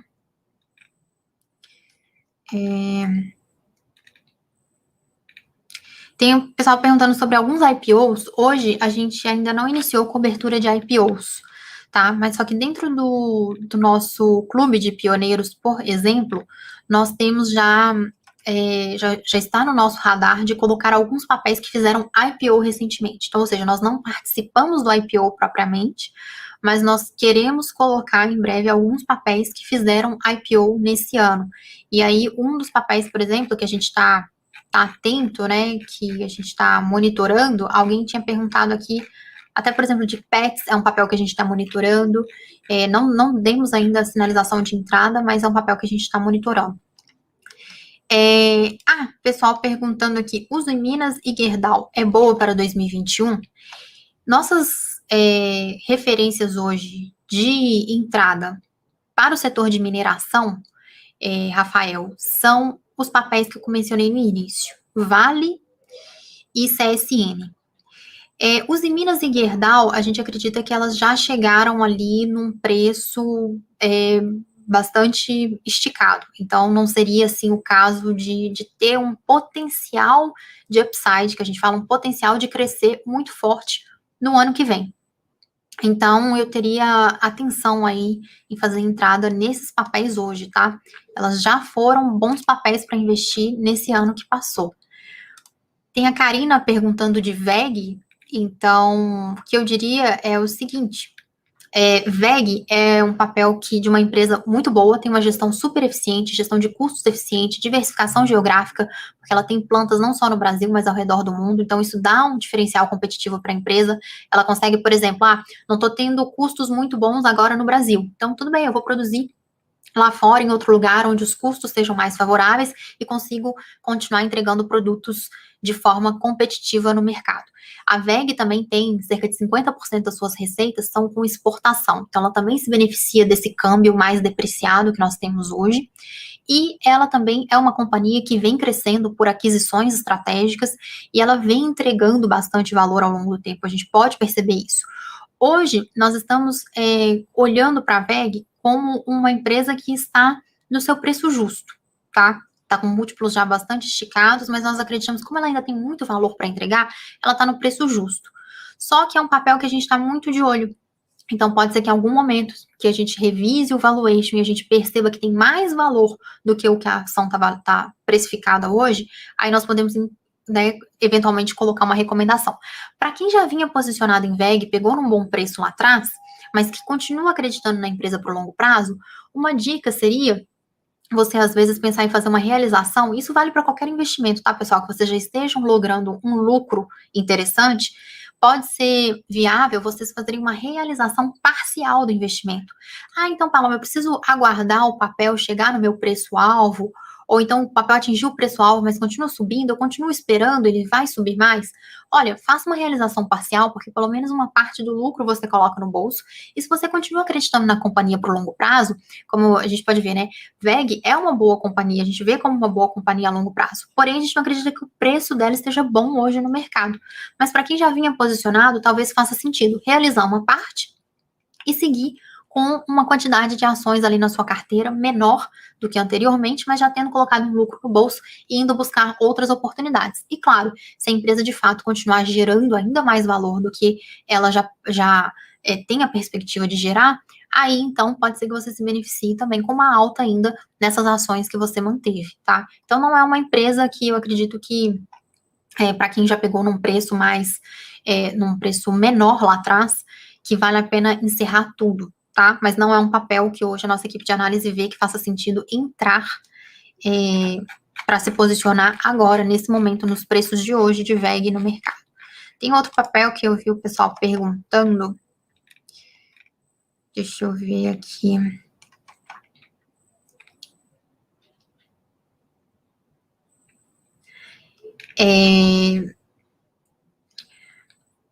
Pessoal, só uma observação, o Michael da Universidade Fluminense, ele está pedindo para lembrar você sobre a lista de presença. Michael, você coloca o link aqui para a gente agora, porque aí o pessoal que é aluno da Universidade Fluminense pode clicar nessa lista para poder assinar. Falando isso aqui especificamente só para o pessoal da Universidade Fluminense, gente, quem entrou depois, essa live foi um convite deles para a gente realizar, e aí o Michael está pedindo só para eu lembrar aqui o pessoal que é aluno de lá da universidade para assinar a lista de presença. O Michael vai enviar o link para vocês aí agora, beleza? Para ficar evidente para vocês.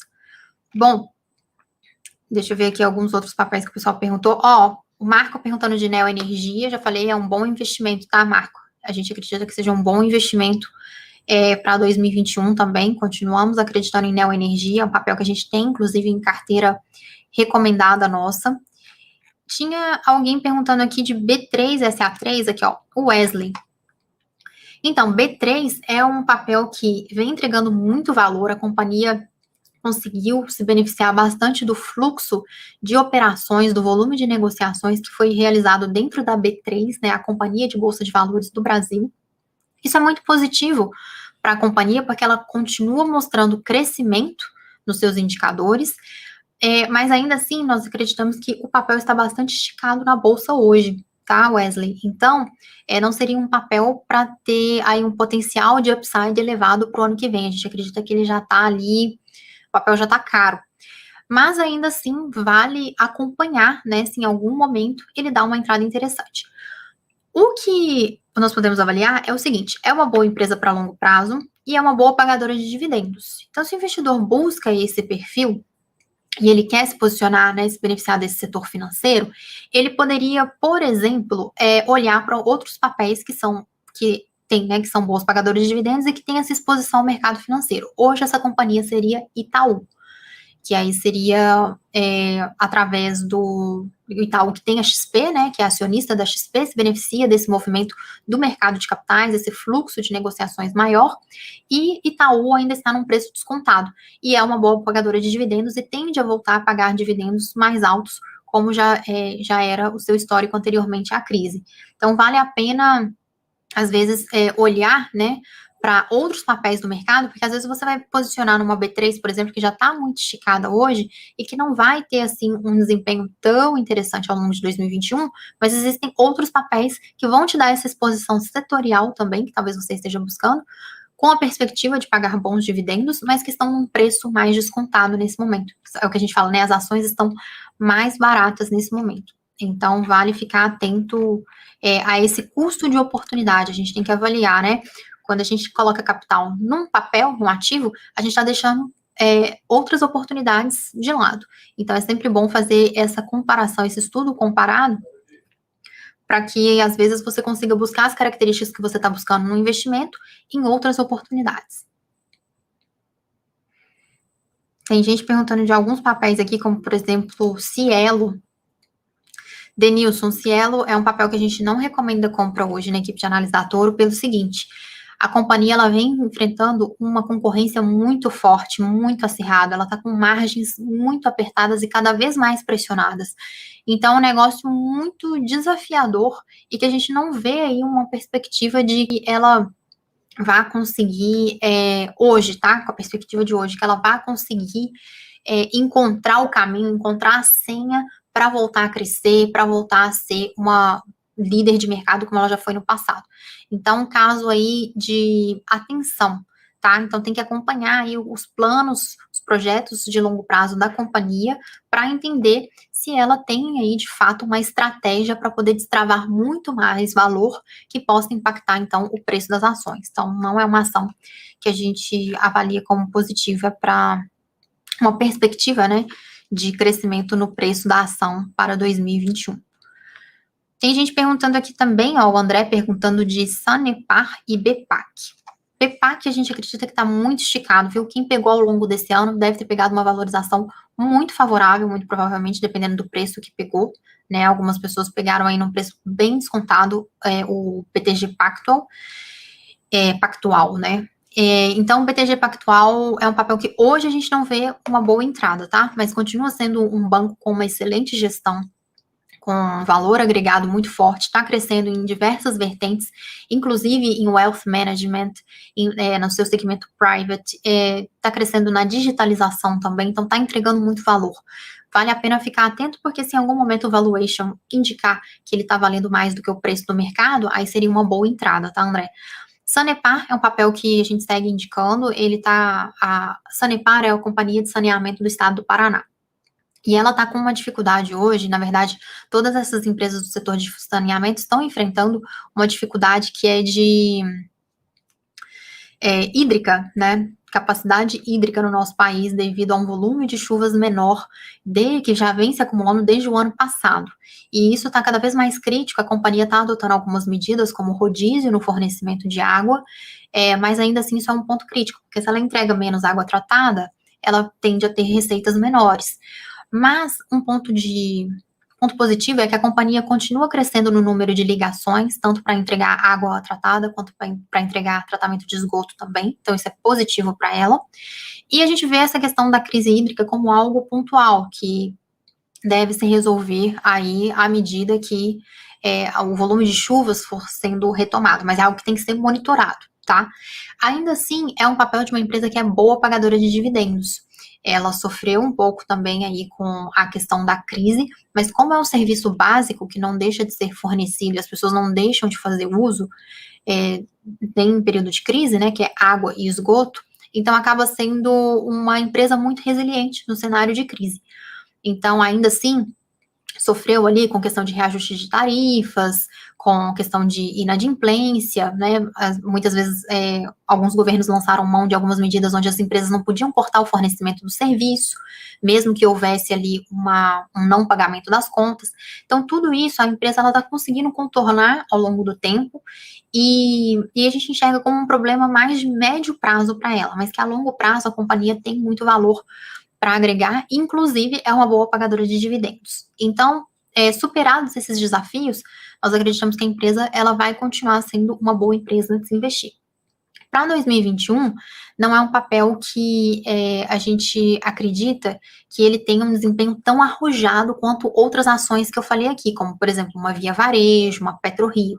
Mas é um papel que vale a pena ter na carteira, tá num bom preço hoje, tá? Mas com foco aí em ser uma boa pagadora de dividendos. Por que eu tô alertando isso? Geralmente essas empresas que são boas pagadoras de dividendos, não é uma regra, mas geralmente elas são empresas já num nível mais consolidadas, que elas não crescem de forma tão arrojada. Crescem, mas não de forma tão arrojada. E aí, então, o preço das ações costuma ter um desempenho que seria assim, é um desempenho positivo, né, uma tendência de alta a longo prazo, mas não é algo tão arrojado assim. E até porque também elas refletem um nível de risco menor. Então, isso tudo impacta, né, no desempenho dos preços dessas ações. Então, na hora de olhar para ações de dividendos, não espere que elas tenham um desempenho arrojado no preço do papel em si.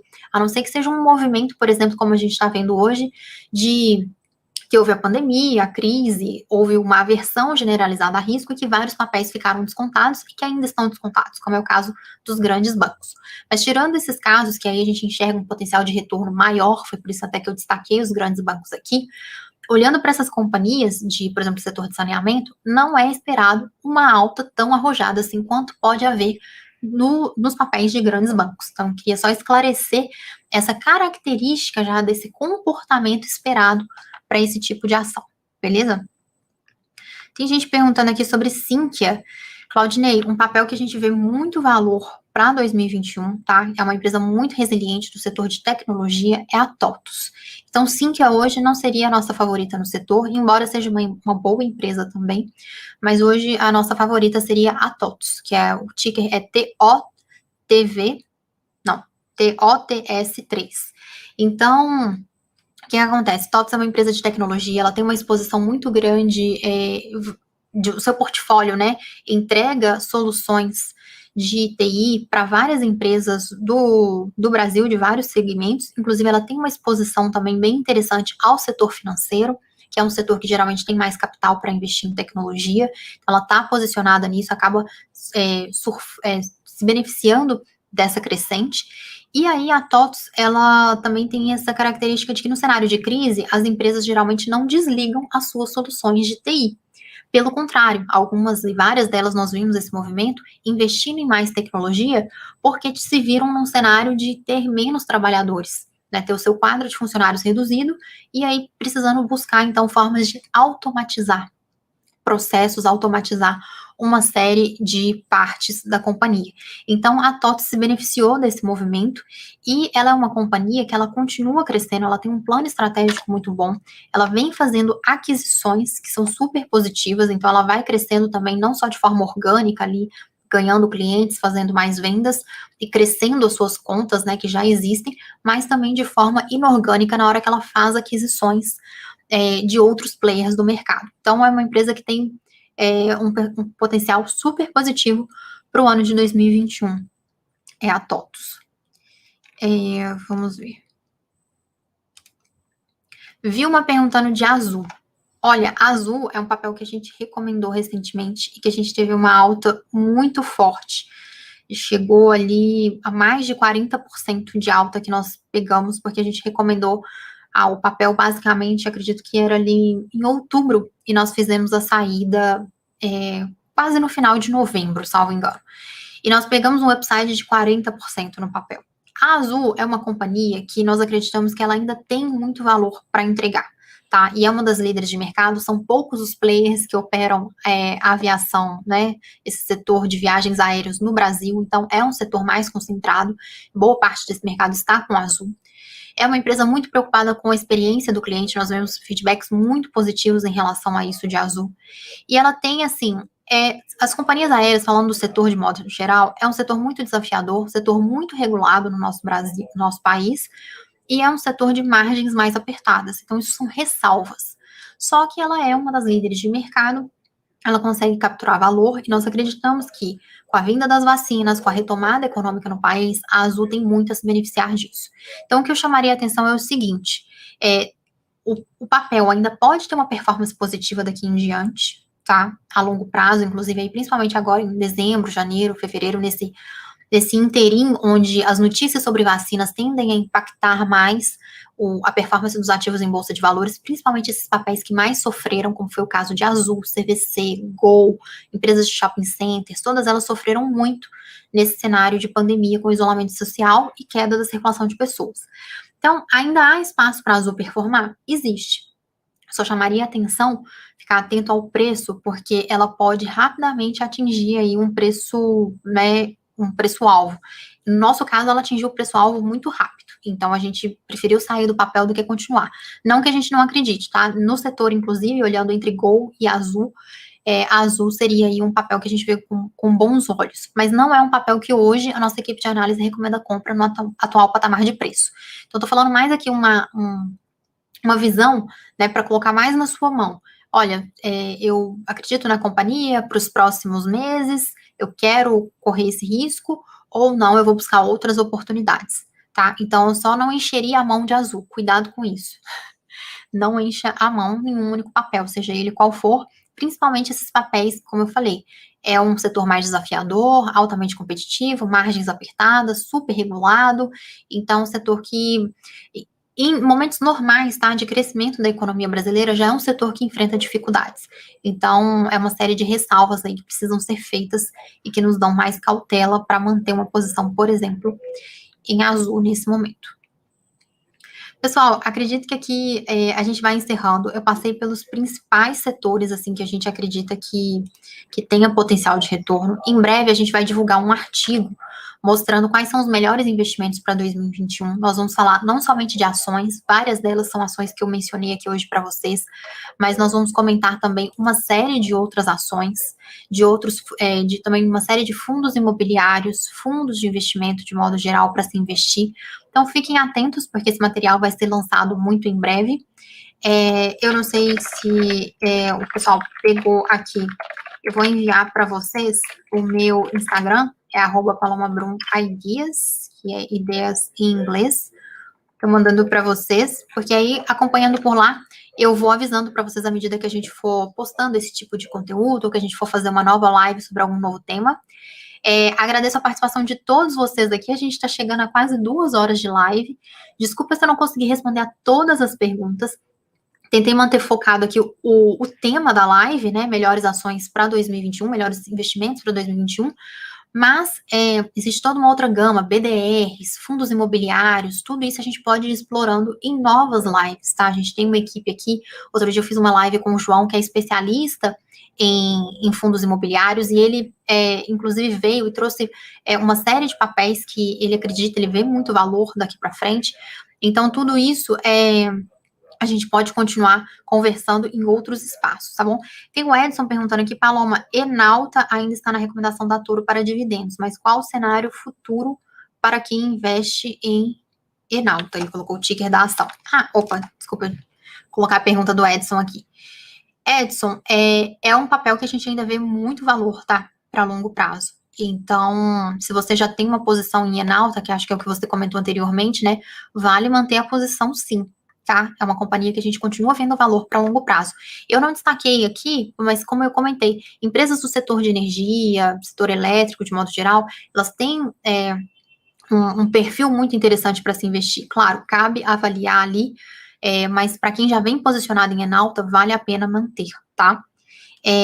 Tem pessoal perguntando também, gente, sobre Oi, muitas perguntas sobre Oi. Então, deixa eu colocar uma delas aqui.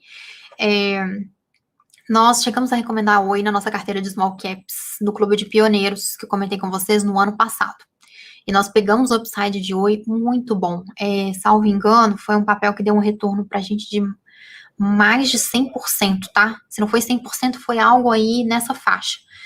E nós estávamos ali naquela expectativa do fatiamento da Oi, dela ser vendida, de vender a sua unidade móvel e de começar a reduzir o endividamento da companhia e caminhar para um perfil de dívida melhor, e também começar, né, a focar ali naquelas operações. A Oi queria focar em algumas unidades de negócios que ela tem, que são mais rentáveis e que ela opera muito bem. Contudo, é uma companhia que ela ainda tem muitos desafios, então está enfrentando uma recuperação judicial, e aí então eu ficaria atento para o seguinte, ela tem valor para ser destravada daqui para frente? Tem. Só que é um papel que eu teria cautela com ele hoje, porque os múltiplos já estão muito caros, então não é um papel que eu acredito que vale a pena a entrada hoje, tá? Existem uma série de outros papéis para vocês se posicionarem, inclusive com esse perfil de potencial de upside mais arrojado. Vou destacar quais são esses de potencial mais arrojado. O risco deles é maior, mas são empresas que a gente vê muito valor, que a gente acredita na gestão que tem sido feita e que tem muito valor para ser destravado ao longo do tempo, que são, que eu chamei a atenção durante a live, Via Varejo, PetroRio e Dux, são algumas dessas empresas. Iguatemi é uma delas também. Então, essas seriam as empresas assim com maior potencial de retorno ao longo do tempo. A gente tem uma série de outros papéis que eu não consegui destacar aqui na live, que eu gostaria, mas que estão bem descontados, tá? Então, eu ficaria de olho nesse artigo que a gente vai liberar em breve aí para vocês. Suzano, vamos pegar aqui uma última pergunta sobre Suzano, aí a gente encerra, tá bom? Porque eu tô vendo aqui que teve algumas perguntas que se repetiram mais, aí eu vou responder então sobre Suzano. A Suzano, ela passou por um momento no setor dela de papel e celulose mais crítico, onde os estoques na China, principalmente, ficaram muito altos, e que como o segmento de papel e celulose, ele passou por uma alta nos preços das commodities ao longo do ano de 2019, isso atraiu a entrada de muitos players, ou seja, novos fornecedores de papel e celulose. Com essa entrada de novos players, o que aconteceu? Nós tivemos um aperto das margens, né? Os preços ficaram, então, como aumentou a oferta de papel e celulose no mercado, naturalmente, quando aumenta a oferta e a demanda, ela basicamente se mantém num determinado patamar, o que acontece? O preço daquela commodity, daquele bem, daquele produto, seja lá o que for, ele tende a cair, porque tem mais ofertantes no mercado. Então, foi isso que aconteceu com o preço da papel e da celulose, juntou com os estoques altos na China, e aí isso fez com que o preço despencasse. O que acontece é que nós acreditamos que hoje o preço do papel da celulose passa por um ponto de inflexão. Então, o que vai acontecer? Muito provavelmente ele já atingiu o seu fundo e deve daqui para frente começar a crescer. O que nos faz acreditar que vai começar a crescer? A baixa nos estoques da China, que já está ocorrendo, tá? Então, a China tende a continuar demandando papel e celulose com bastante força e com os estoques menores, né, mais baixos. Isso permite dar um espaço para que renegociação dos preços dessas commodities aconteçam a favor das empresas que são fornecedoras de papel e celulose. Outro ponto que tende a destravar valor, além dessa questão das baixas nos estoques, é que, como eu comentei, como as margens foram ficando mais apertadas nesse setor com a entrada de novos players no mercado, o que aconteceu é que as margens foram ficando não só mais apertadas, mas tem vários negócios de papel e celulose operando com prejuízo, operando no negativo. Então, o que acontece é que o movimento natural de um mercado que está tendo margens negativas, inclusive, ou margens mais apertadas, é que esses players vão saindo, essas empresas vão quebrando, elas vão fechando, e aí sobram, então, aqueles players que têm mais resiliência, uma posição de caixa mais confortável para fazer frente a esse período de preço das commodities mais barato, e aí Suzano é um desses grandes players, uma líder de mercado que tende a se beneficiar desse momento. Então, ela conseguiu, né, permanecer nesse momento de preços mais baixos, e a gente acredita, então, que saindo players desse segmento, estoques da China caindo, demanda da China crescente, existe uma demanda crescente na China por papel, por celulose, a China ela vai parar a partir do ano que vem, ela quer parar, existe uma pressão muito grande da população chinesa para que não seja usado mais nas embalagens papel reciclado. Então, isso vai aumentar a demanda por papel novo na China, além do próprio papel higiênico, que também é um papel que é do tipo tissu, que tem sido mais demandado na China, principalmente nesse cenário de pandemia, onde questões de higiene ficaram mais em evidência e os hábitos de higiene da população chinesa também evoluíram. Então, isso faz com que uma grande economia como a China demande mais papel e mais celulose, então isso tende a beneficiar o preço das commodities para cima, e uma empresa que se beneficiaria desse movimento seria a Suzano. Então, um papel que a gente acredita que a gente vê bastante valor, inclusive para 2021. Beleza? Bom, pessoal, a gente vai encerrando, tem muita pergunta, desculpa não poder ficar aqui por muito mais tempo, a gente já se estendeu bastante. Quero agradecer a presença de todos vocês, agradecer novamente o convite da Universidade Federal Fluminense, que me fez o convite para fazer essa live aqui em parceria. Então, tenham todos uma excelente semana, ótimos investimentos. Fiquem atentos aos conteúdos da Toro, fiquem atentos lá ao meu Instagram, porque eu consigo passar para vocês ali à medida que a gente for divulgando esses conteúdos, para vocês conseguirem ter acesso o mais rápido possível. Se inscrevam no canal aqui do YouTube da Toro Investimentos, vocês podem observar, nós temos uma série de conteúdos, fazemos podcasts, inclusive, com frequência com a nossa equipe, mostrando ali as melhores oportunidades de investimento em determinado momento, e também falando, né, uma linha educativa também, mostrando onde investir, por que investir, como montar uma carteira de investimentos. Então, tudo isso a gente tem aqui com bastante frequência para vocês. Então, se inscrevendo no canal do YouTube da Toro, vocês vão ser avisados toda vez que surgir um conteúdo novo, em primeira mão. Beleza? Pessoal, ótima live, tá? Gostei bastante do nível de interações de vocês. Tô vendo o pessoal aqui dando feedbacks super positivos. Então, muito obrigada. Vou colocar alguns deles aqui, ó. Tem gente falando que quer investir na Toro. Olha, acho que é Sidney, né? Sidney, é só abrir a sua conta. A abertura de conta na Toro é totalmente gratuita. tá? Então, toroinvestimentos.com.br, você abre a sua conta e já pode transferir os recursos e começar a investir por aqui, tudo bem? Nós temos aqui, gente, uma série de comentários positivos, fico muito feliz, obrigada pelo feedback.